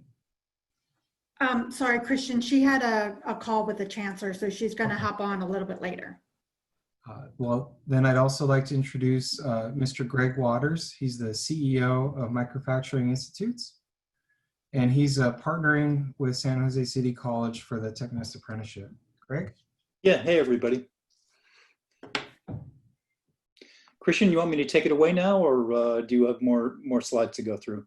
No, go ahead. I'll let you screen share. Okay, listen, I think as one of the last speakers, I'm probably standing in between most of you and dinner, so I'll make this short. But just to introduce myself, my name is Greg Waters, and I've been working with City College on the Technest program for 3 years now as an employer. So I am a tech business guy. I've been in the tech industry for over 30 years. And the companies I work with employ people all over the world. So broadly here in the United States, Canada, Asia, Europe, etc. And my initial relationship with City College started about 3 years ago as an employer, not as a sponsor or a partner. And it was because the company I was running at that time was a company in the south of San Jose called Integrated Device Technologies, which employed about 2,500 people globally. And we were growing really fast. And while you may not have heard of integrated device technology, you almost certainly own things that use our products. So the sensors in your car, or if you have a wireless charging in your cell phone, we very likely made that. And we were really struggling to find good people for good jobs. And I don't mean just the rocket science jobs where you really needed to have a deep degree in computer science or data science or an electrical engineer or a master's degree. These were really cool entry-level jobs. They paid really well, but we needed people with the types of skills that people have been talking to you about tonight. We needed people with basic programming skills and at least a fundamental understanding of data science, just how do you apply statistical knowledge and data to make sense out of things, et cetera. So in the course of these 3 years, we have, with companies I've been associated with, employed a bunch of people that have been associated with the Technest program, mainly in paid internships where people will come in and at least for 6 months and get paid. And some in full-time jobs. So for instance, Matt Stillman, who you heard about earlier, we liked him so much we hired him full-time. And the website I'm about to show you in just a minute here was actually, everything on that web page was created by Matt, as one example. So that's a little bit of history about the Technest program. I personally know the instructors. I know Cecil, I know Mark, I know Sanjay, and they are excellent. These are hands-on people that really have a lot of experience, not just teaching, but applying things. So for any of you that may be on the fence of taking one or more of the courses associated with Technest, I would really give it a second look. It's an excellent program that we've had good success with for some time. So since Christian has teed me up tonight to talk about apprenticeships and jobs, let me jump over that. So I've said a few words about Technest and talk about jobs. So how do these courses in this curriculum actually help you get into a job? And I'm gonna do a little screen share here. So you should see in front of you a website that says Education that Delivers Job Skills and Opportunities. You guys can all see that, right? Okay, good. Let me give you a little bit of background about a company one of the companies I do run called Microfracturing Institute. It is an educational foundation, meaning that we work with really progressive educators like City College to deliver and promote content, but we also create content on our own. So for instance, we have one of the things that we believe strongly in is how do you mix up both the education process and the jobs training process at the same time so that there's not this serial type of development. You take a bunch of courses, then you go to work, and then you figure out what your employer really wants you to do. It's the way it's always been done, but it's not the most efficient way. So one way to think about this Microfracturing Institutes thing is nearly all of the people that work here are actively employed in the tech industry now. Right? So this is where we work and live. So we've got a pretty good idea of what the employability, what are we looking for employability? And a lot of that looks like Technest. So when you go to this website, www.microfacturingusa.org, if you forget that, any of us on the call can send that to you, microfacturingusa.org, you will see this pop up, and that's the home page. But here's the cool thing with apprenticeships is if you go to the jobs page, which I'll pull up now, that looks like that. you're going to see a page that will be available to anybody on a voluntary basis that goes through one or more of the Technest courses. And this is completely voluntary, but one of the things we are partnered with City College on is the Apprentice Program. And here's how it works. If you want to, and you've got at least one of these courses under your belt, you can voluntarily go ahead and give public information about yourself, right? It could be a LinkedIn profile, it could be a resume or CV. You will drop down and just check out, are you a student, an instructor? Are you an active professional? What courses have you taken? And even though this website does not perfectly match what the Technest program has in it, it will in about 2 weeks. So long before any of you are done with the next round of courses, when you pull up this page, you will have a bunch of check boxes that both recognize any prior experience you might have, whether it's Technest or not, and specifically what courses in Technest have you taken already? Have you achieved one of the certificates that Mark Brennan had spoken about earlier, et cetera? Now, once that information is in there, and we are a charity, we are a 501c3 charitable, public service corporation, so we're not selling anything. We're certainly not selling any of you anything. What will then happen there is that as long as you give us permission to do so, we will go ahead and take your background and information and match that up with companies that we know are looking for this type of talent. So one of the first thing is does it guarantee, if you take a course out of City College and you enroll in this, are you guaranteed to get an apprenticeship or a job? Absolutely not, right? There's no guarantee out of this whatsoever. And in fact, if you've only got one course under your belt, honestly speaking, that's not a lot, right? In terms of the way that an employer would look at this. But when you start to string together 2, 3, 4, maybe 5 courses out of this, I think as an employer and somebody that chooses the program, you now become highly employable. You may have a job, this may help you get a better job.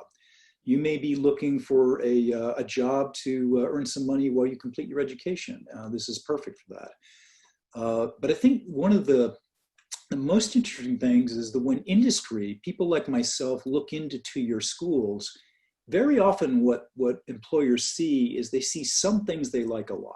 There will always be a good set of courses or a cool instructor or 2 or 3 or 5 or something like that. But employers often struggle to kind of match, okay, that gives me half of what I need or 2/3 of what I need. How do we get the rest of the package filled out?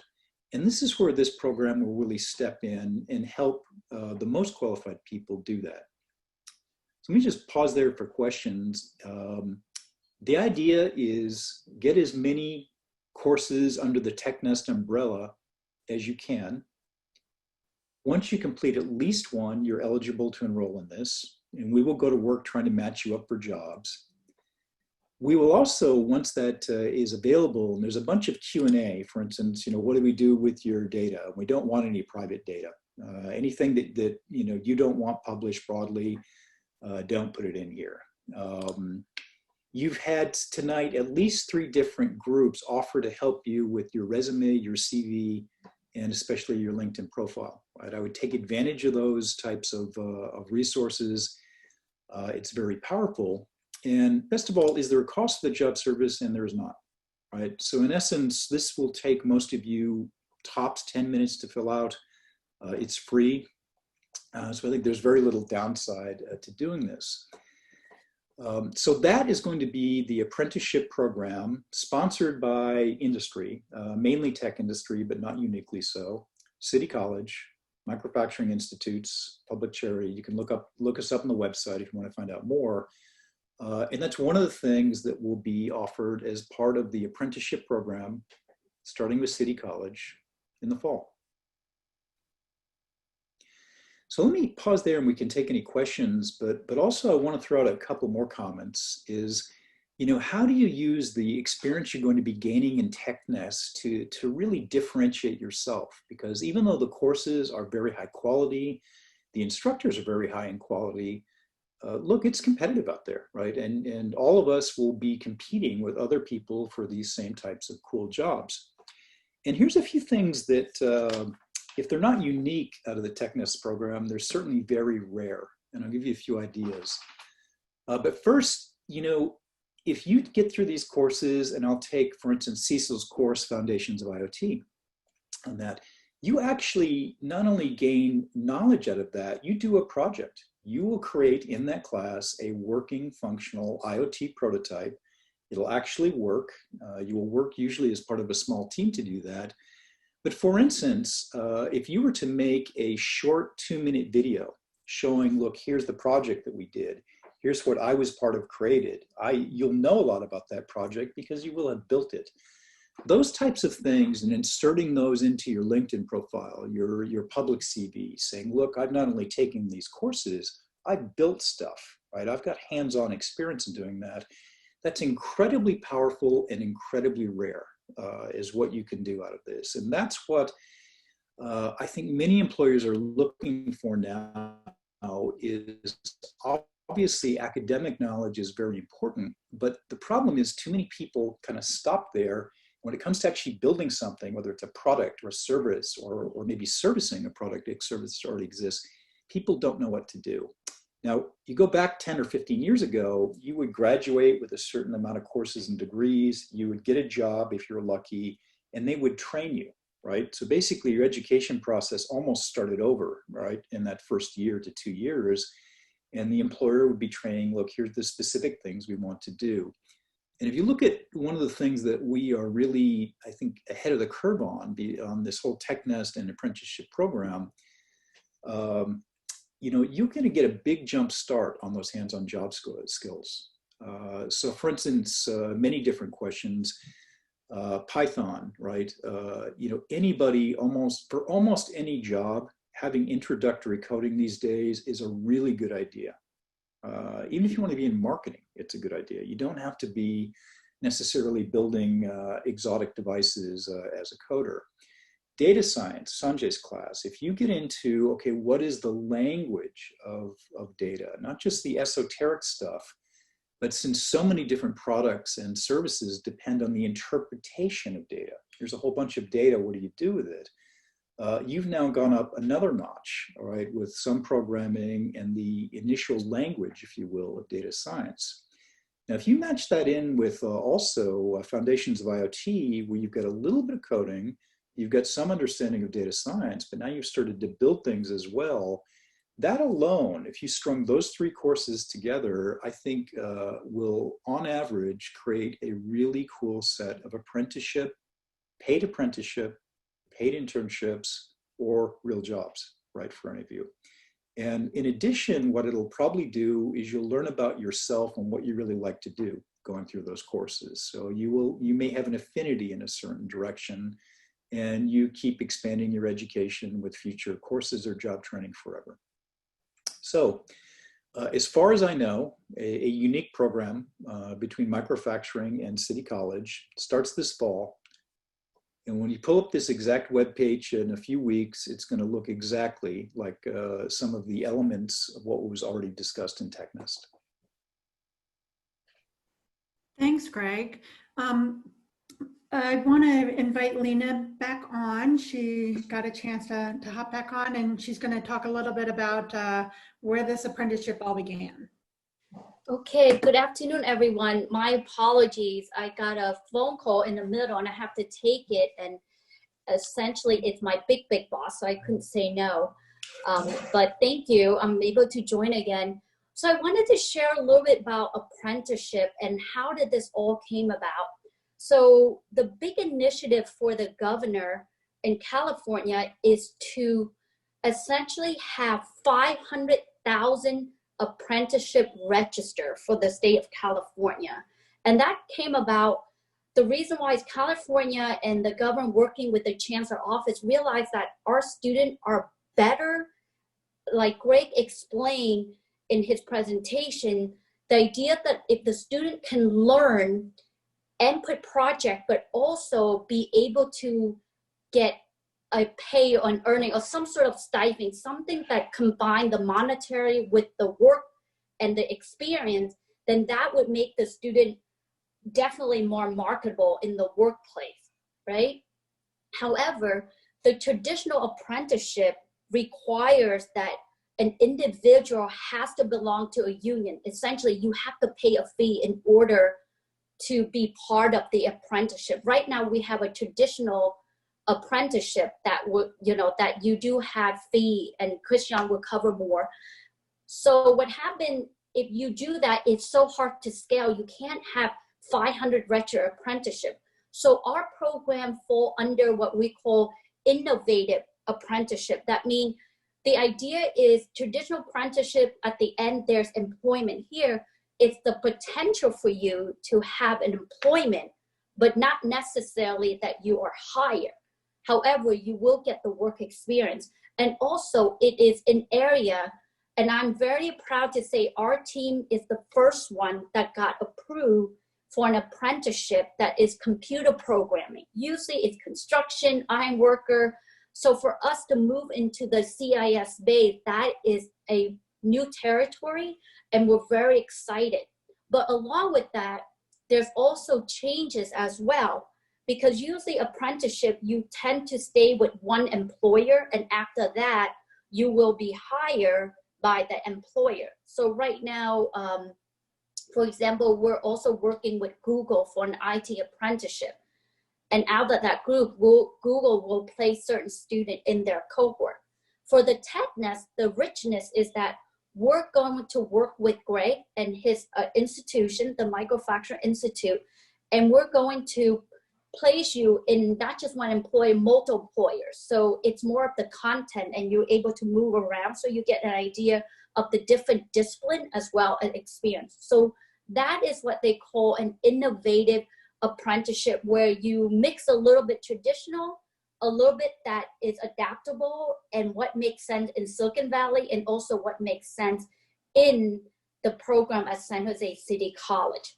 So that's what I wanted to just understand, why this program has really moved into different phases, where you have a certificate, you can have an AA or AS with a transfer 4-year, or you have the apprenticeship. And the beauty of Technest, I always share with everybody, is that you will be able to get on the path and get off the path. And our idea is there is an employment opportunity at all those junctions.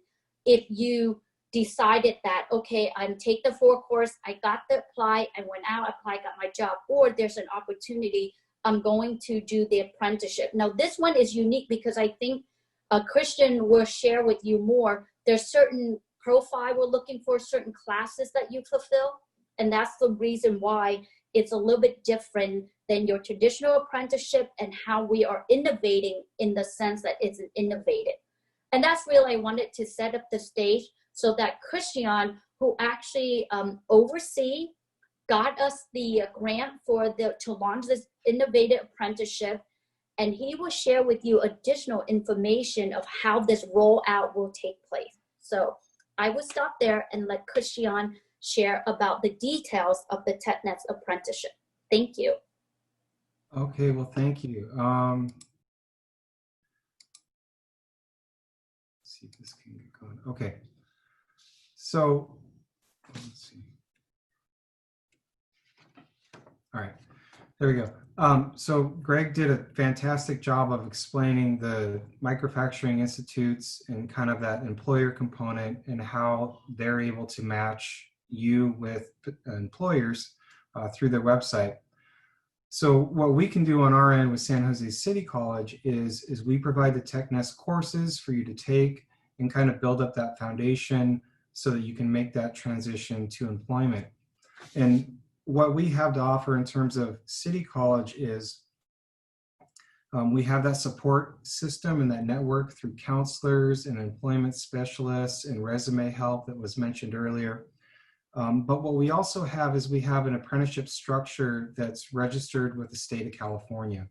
And what that enables us to do is, on top of taking the CIS courses, Python coding, data science, Internet of Things, and then also the business entrepreneurship class that's a part of Technest, you'll also be a registered apprentice with the state of California. And upon completion of the whole program, which includes courses and on-the-job training or work experience, you'll receive a certificate from the state of California recognizing your accomplishment. Another thing that's great about being a registered apprenticeship is once you're in the Technest Apprenticeship Program, your tuition will be covered as you progress through the courses. As VP Tran mentioned earlier, the state of California has taken a really ambitious and been at the forefront of building up apprenticeships in the state, and it's something that they support very much. So what I would encourage you to do, if this is something you're interested in, to go ahead and contact me, and I'll have my contact information on the next slide.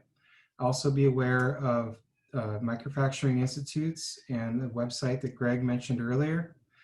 If you've taken one course or you've already taken a course within the Technest program, you are eligible to begin the Technest apprenticeship.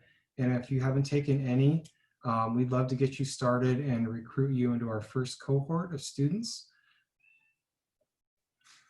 And the entire apprenticeship is scheduled to last about 1 year. It would be about 2,000 hours of on-the-job training.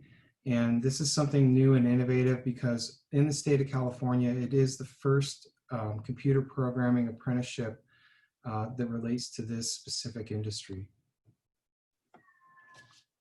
Does anyone have any questions? Christian, there were questions about pay. Okay, so the pay is going to vary depending on the employer, but the one thing that's really good about apprenticeships is there is a base pay, and then there is an increase in pay at some point as you progress through the apprenticeship. So I can give you a really good general ballpark number.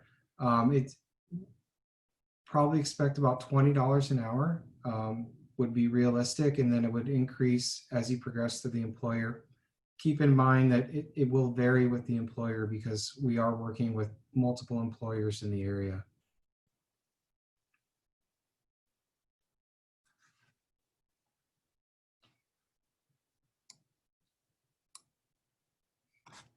If you have any questions and you wanted to go ahead and get signed up in our first cohort of apprentices, my contact info is up here on the screen. Feel free to contact me anytime. And we're going to be beginning this fall semester, beginning at the end of August, with our first cohort of students. Greg, there was a question about the set of companies that you might already have established, and if you have any record of students getting jobs. Well, one you've met today, Matt Stillman, is one of those people. So Matt actually did go through this program as one of the early ranks through Technest and go through that. The other companies, for a variety of reasons, usually don't like us to publish all their names. One I can certainly do is Integrated Device Technology, which is now Renaissance Corporation. So that is about an $8 billion revenue per year company. Just south, it's Blossom Hill and 101.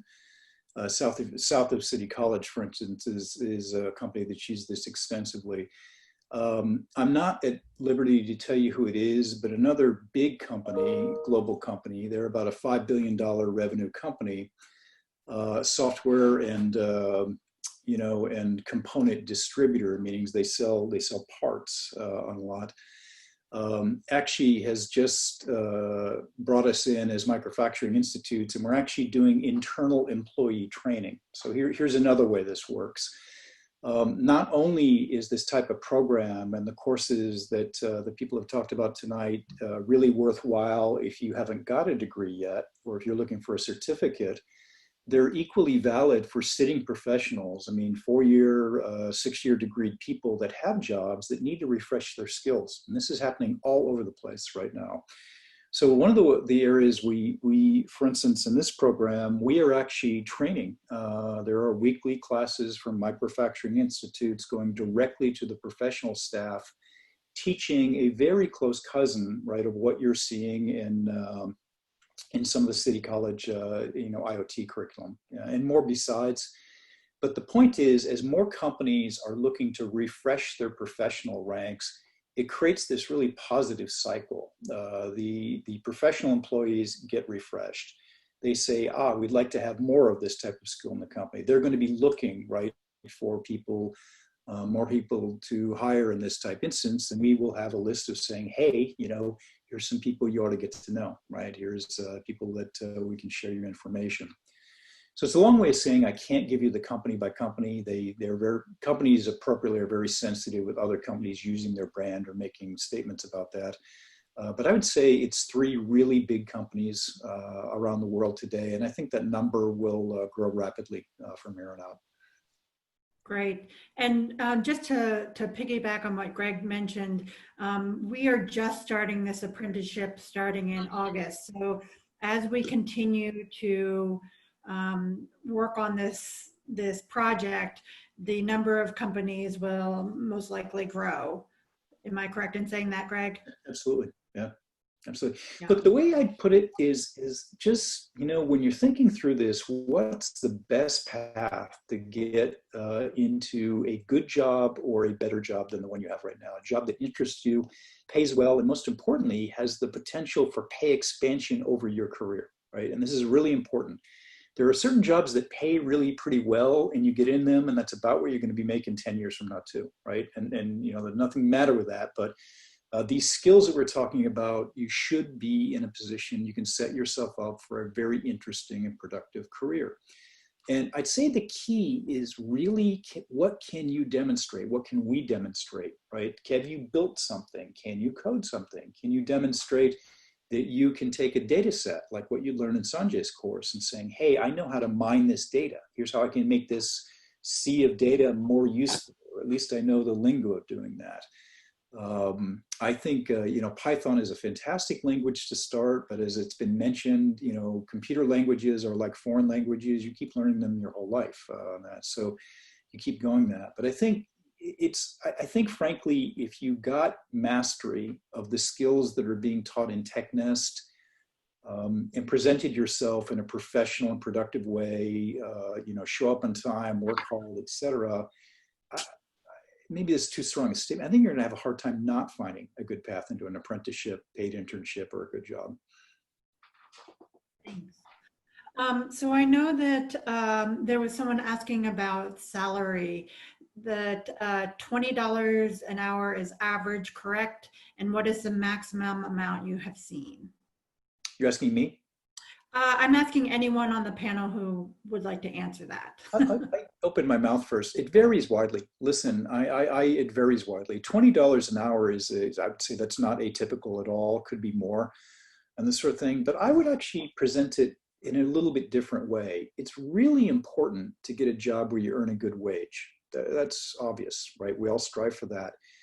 Depending on your own situation and your own age, it's even more important to be part of a growing industry, right? Are you where the action is? Are you where companies and businesses and you know, are actually growing? Because that's going to set you up not to earn $20 an hour. That's going to set you up to earn $60 an hour. And the quicker you can add to your skills along those lines, most businesses, not all, are meritocracies, right? They're going to promote you and award you in a way that follows what can you do for the business, right? Do your skills actually grow the business? Do customers actually care about your skills? And the quicker you can string those skills together, the more you're going to make, and you can make a lot. Christian, is there anything you wanted to add based on your work with the DAS?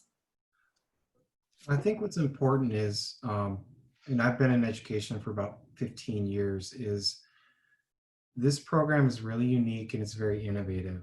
And the amount of support and structure that you have as you progress through the first day taking the CIA classes and transitioning to an apprenticeship and then working with Microfracturing Institutes is not common. And it really puts you as a student, as a person trying to gain a new skill or enter a new career or build upon a career in a very good situation to be successful.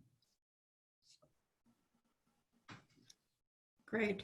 So, Greg, there is a question about working with any companies from the emerging blockchain industry? If there are opportunities in blockchain? Do you work with any companies? Do we work with any blockchain companies? No. I'm sorry? No. The answer is, are we currently working with any blockchain companies today? No. Okay. Let me come back to that. What would blockchain companies be looking for? Blockchain companies are going to be looking for coding skills and data science skills. Full stop, right? So you've got a couple of the requisite courses that are already in Technest. If that's your ambition, is to get into a Bitcoin or a new type of a coin or currency type company, you'll be interested in that. The other thing I'd say is that if you look at how do blockchain actually work, well, you have to throw stupendous computing resources at blockchain, right? That's how that works. It's not only data mining, it's data mining with really, really aggressive computing hardware. And another type of skill they're going to be looking for is people that know and can get their arms around computing, which, by the way, you're going to learn in Cecil's course, all right? So, it's back to those fundamental skills is, would those set a person up for a good interview with blockchain? I believe they would. Thanks.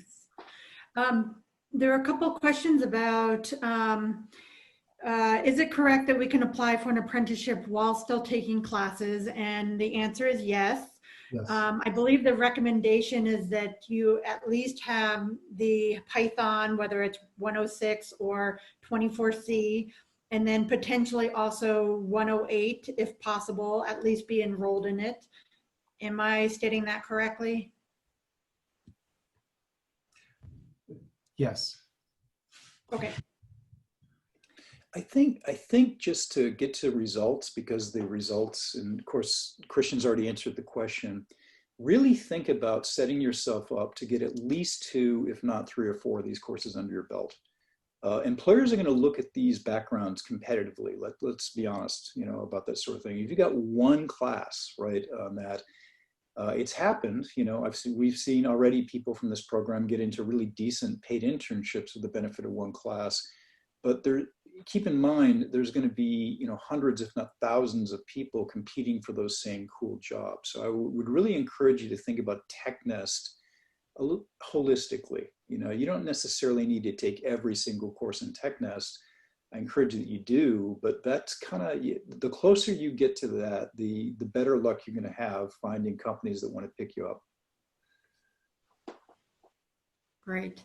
And so if we wanted to take 2 classes simultaneously, then how would we go about doing that? Mark, do you want to answer that?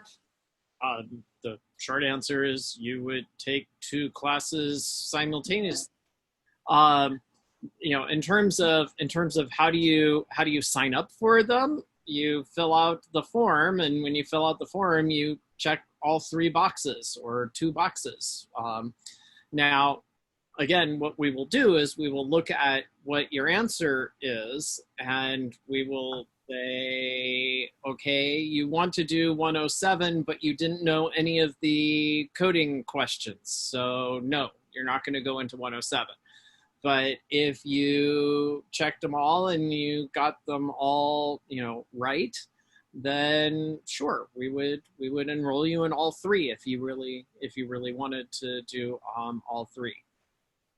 But here's a natural progression that we've done in the past, and it's worked pretty well. So for instance, and I defer to the instructors who really know what they're talking about, not me, but listen, if you don't have any coding background at all, right, the introductory Python course is kind of a no-brainer, right? And no matter what you want to go do, you should take that course. Coding background goes everywhere these days. Now, could you simultaneously take Sanjay's course if you really don't have coding background? And I defer to Sanjay in this. That would be very tough, and I believe it is a prerequisite that you've got some Python background coming into it. So personally, that would be awfully tough. I think I would struggle with that. However, if you look at Cecil's course in Foundation, that does not require a heavy-duty programming background. It does require kind of a hands-on aptitude and a willingness to work hard. So Python and Foundations of IoT, I think, work very well at the same time, right? They're actually complementary. You know, one doesn't lead the other, and frankly, you will learn stuff that's applicable to the other class in either one. So if I were to suggest, if you're thinking about doing a twofer, right, in the fall, it would be, and you don't have a previous background in any of this stuff, my suggestion would be Python and Foundations of IoT.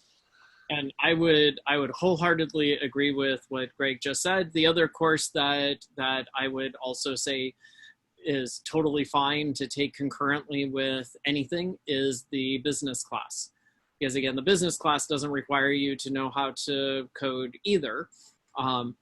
The 108 class, you know, it's beneficial to have people on the team who know how to code, but it's not critical that everybody knows how to code.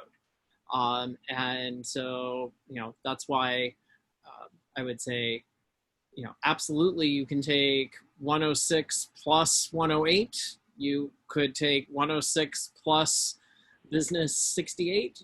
You could take CIS 106 plus 107 if you have some previous programming background but are not particularly proficient in Python, then that might be an okay choice. But you do need to realize that by week 2 or week 3 at the latest, you need to be pretty proficient in Python at that point. So if you, that's kind of the bottom line. Somebody else also wrote, what's the difference between 106 and 24C? The short answer is the focus. So the focus of 106 is all about how to think computationally and how to think, how to code the way that computer scientists code. 24C is all about the language itself. And so in both classes, we take, we cover how to code in Python, but in the 106 class, we're more interested in why you want to know how to program in Python and less the Python code itself, and more on the thought process that you need to undergo in order to build a good program and to build a good, really any kind of project, but especially how to code, you know, a computer project. And so that's really the biggest difference between the two. An analogy I always like to give is that if you are, let's say you are taking a Shakespeare class, you can take a Shakespeare class from an English professor. You can take a Shakespeare class from a theater professor. In both cases, you're going to be reading Romeo and Juliet. But the way that that Romeo and Juliet is going to be discussed in the theater class is not going to be exactly the same as the way it's going to be discussed in the English class. But that doesn't mean that you're not going to read Romeo and Juliet. You're going to read Romeo and Juliet in both. It's just what is the actual focus. And similarly, 106 is the primary focus is thinking computationally and thinking the way that computer scientists think, whereas 24C is primarily about the actual language itself. Thanks, Mark. So Christian, there was a question about eligibility for the apprenticeship. Can you answer that? So in terms of eligibility, you know, you would have to be a student at San Jose City College. You would have to be currently taking and have completed some Technest courses, and then you would be eligible for the apprenticeship. Are there any restrictions? Perhaps someone's background, do they need to be a US citizen? What if they have a criminal record? Do any of those things? I'm just throwing it out there. You know, I'm going to defer to Greg since he works with the employers. Yes. Well, I don't work at all the employers. I don't work at, of the people, I work at a few of them on this. And the answer is, it depends, right? Employers have their own criteria, right, for this sort of thing. So some of the things that you mentioned matter, they do, right, in some cases in this. But look, I would put it this way, in this, there is such a demand for people with these skills. I mean, the reason why how I got into this gig with microfracturing is there's just this gigantic pent-up demand for people that can not only gain these job skills, but apply these job skills, right? And that's really an important part of it on this. So I have a feeling that even if you really get those skills, you work hard, you invest, you know, get that Technest certificate, do the whole thing, right? Those are the people that are going to go places. And present yourself professionally, you know, show up 15 minutes early, you know, when you need to be doing even if a background may be an issue at some employers, I have a very positive feeling you're going to find a good path, right, on this. And the other thing I would mention on this sort of thing is that could be in California, that could be anywhere, right? Because I think it's, one of the other things that is really useful about our program is, and I've gotten this question a lot, is, hey, can I only work at tech companies with this background? And the answer is you can work at tech companies this background. That's my background. They're great companies. But every kind of business you can possibly imagine all over the world wants these skills. You know, John Deere, right, farm equipment, right? They are putting more advanced electronics in tractors, I mean, modern tractors, than self-driving cars actually have. I mean, it's way more advanced, for instance. They can't get enough people with these skills. So the other nice thing about what I think you get out of going through the full Technest certificate is you've got very transportable skills. So I think, you know, Silicon Valley is a great place. I love it, but you could live anywhere, I think, and use these skills well. Great. To just clarify some things on behalf of students who may not necessarily have thought about it. The student does need to be interviewed prior to being accepted at a company, correct? Yes. Yes. And they also have to, Christine, I'm sorry, I'm going to jump in. And we also have our process of also selecting students. So don't be surprised if we call you in to ask. So we want to make sure your goal is tightly aligned with Technest. And also when Greg plays you, we want to make sure that also fit with what your goals are. So we will have some sort of criteria, and we might have to have a one-on-one conversation with the candidate who would like to be in Technest, okay? In the apprenticeship program. And one last comment, just in terms of getting to practicality. So it's a voluntary thing to register for the program. You can withdraw anytime you want, but all we're looking for is data that you would already be making public anyway on that. So that's that. But listen, really think through, right, finishing the entire Technest certificate, get the whole thing, right, get the whole curriculum. Those are the people that are going to be moving to the top of the pile, right, you know, in terms of people that have got the entire certificate. You're eligible with one course, you're eligible if you're even in the middle of one course, that sort of thing. But people are going to be looking for more experience. Now, as it was mentioned earlier, you know, depending on your circumstances, could you complete Technest in a year? You could. It's aggressive. You know, you may not have the life circumstance that allow you to spend that much time. But in most cases, you can certainly do it in 18 months. And that may sound like a long time, but for this level of education and job training, it's not a long time on that. And I would think about it that way. You know, things that sound too good to be true usually are. So is there going to be some magic that goes into the apprenticeship program? No, it's going to be highly qualified people, right, that have worked the hardest and have gained the best hands-on skills that are going to be going into the best jobs. And what this process will do is helps people to identify, well, what are those skills and how do I get them? And then you've got to get them on that. And then how do we do a better job in society at matching up almost like a matchmaker, who are some of those people that have had the not just the education, but the initiative, right, to go through this sort of thing. You know, these are not easy courses on that, and making sure that those people's names and backgrounds get put in front of employers that may never have gotten to know them in the first place, right? So that's the apprenticeship program in a nutshell. Great. Yeah, and another clarifying point, I want to just make sure that students understand that they will be evaluated throughout the apprenticeship, throughout the 2,000 hours. And at any point, I believe both the student and the employer have the right to kind of halt the contract. Is that correct?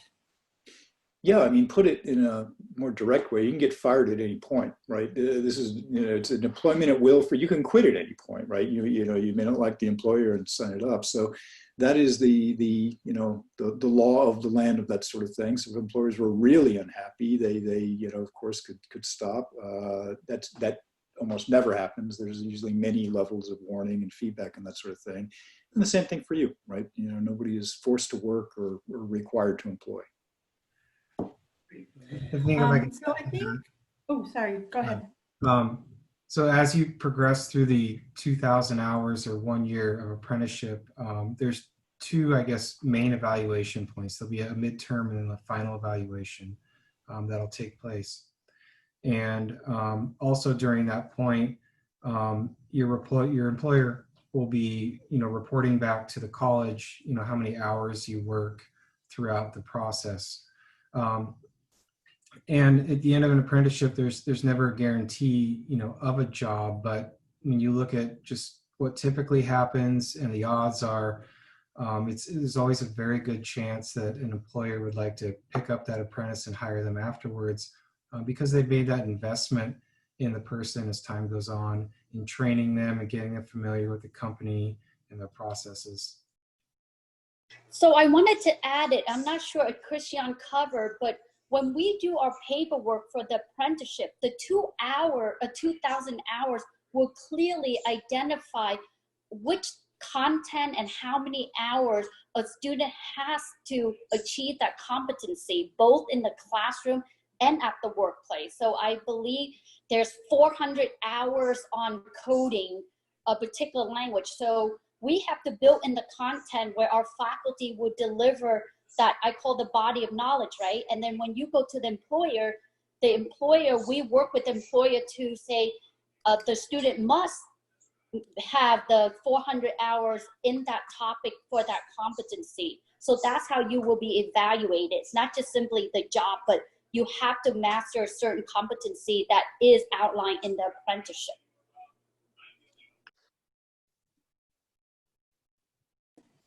Great, thank you. Any other questions?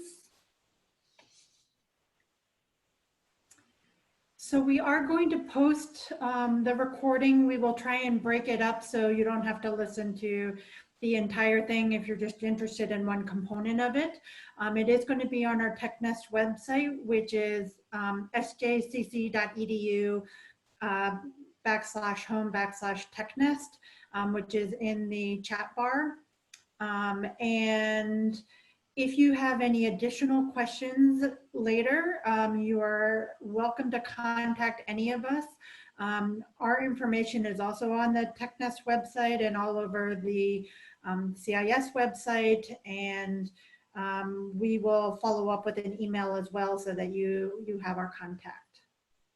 Is there anything else that any of our speakers would like to add?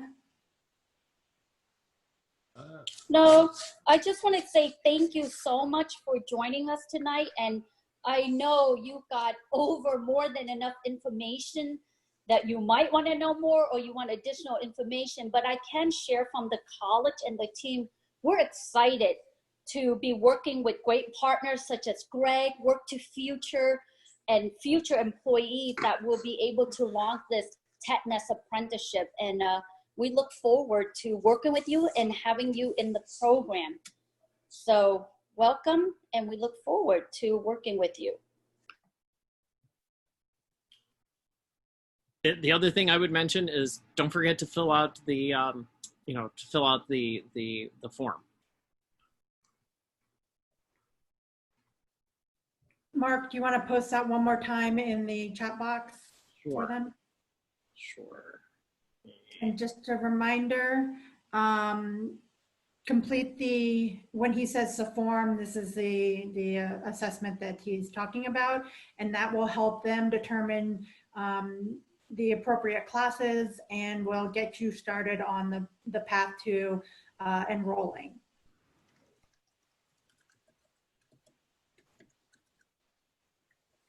In fact, And I can show you what it actually even looks like.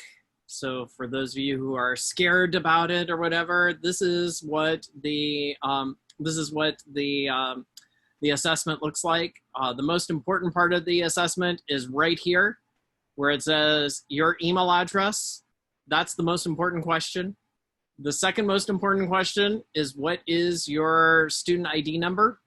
If you don't have a student ID number, you need to, get your, you need to apply to the college and fill that out. And then the other part then is, which of the classes do you want to take? And then the actual coding questions. The correct answer for all of these, if you are trying to join CIS 106 and you don't know how to code, the correct answer for all of them is I don't know. If you put in I don't know, you scored 100%, because if you know how to do it, then we question whether or not maybe you shouldn't be into 107 or 108. But definitely for 106, if you don't know the right answer, that is perfect. That is perfect.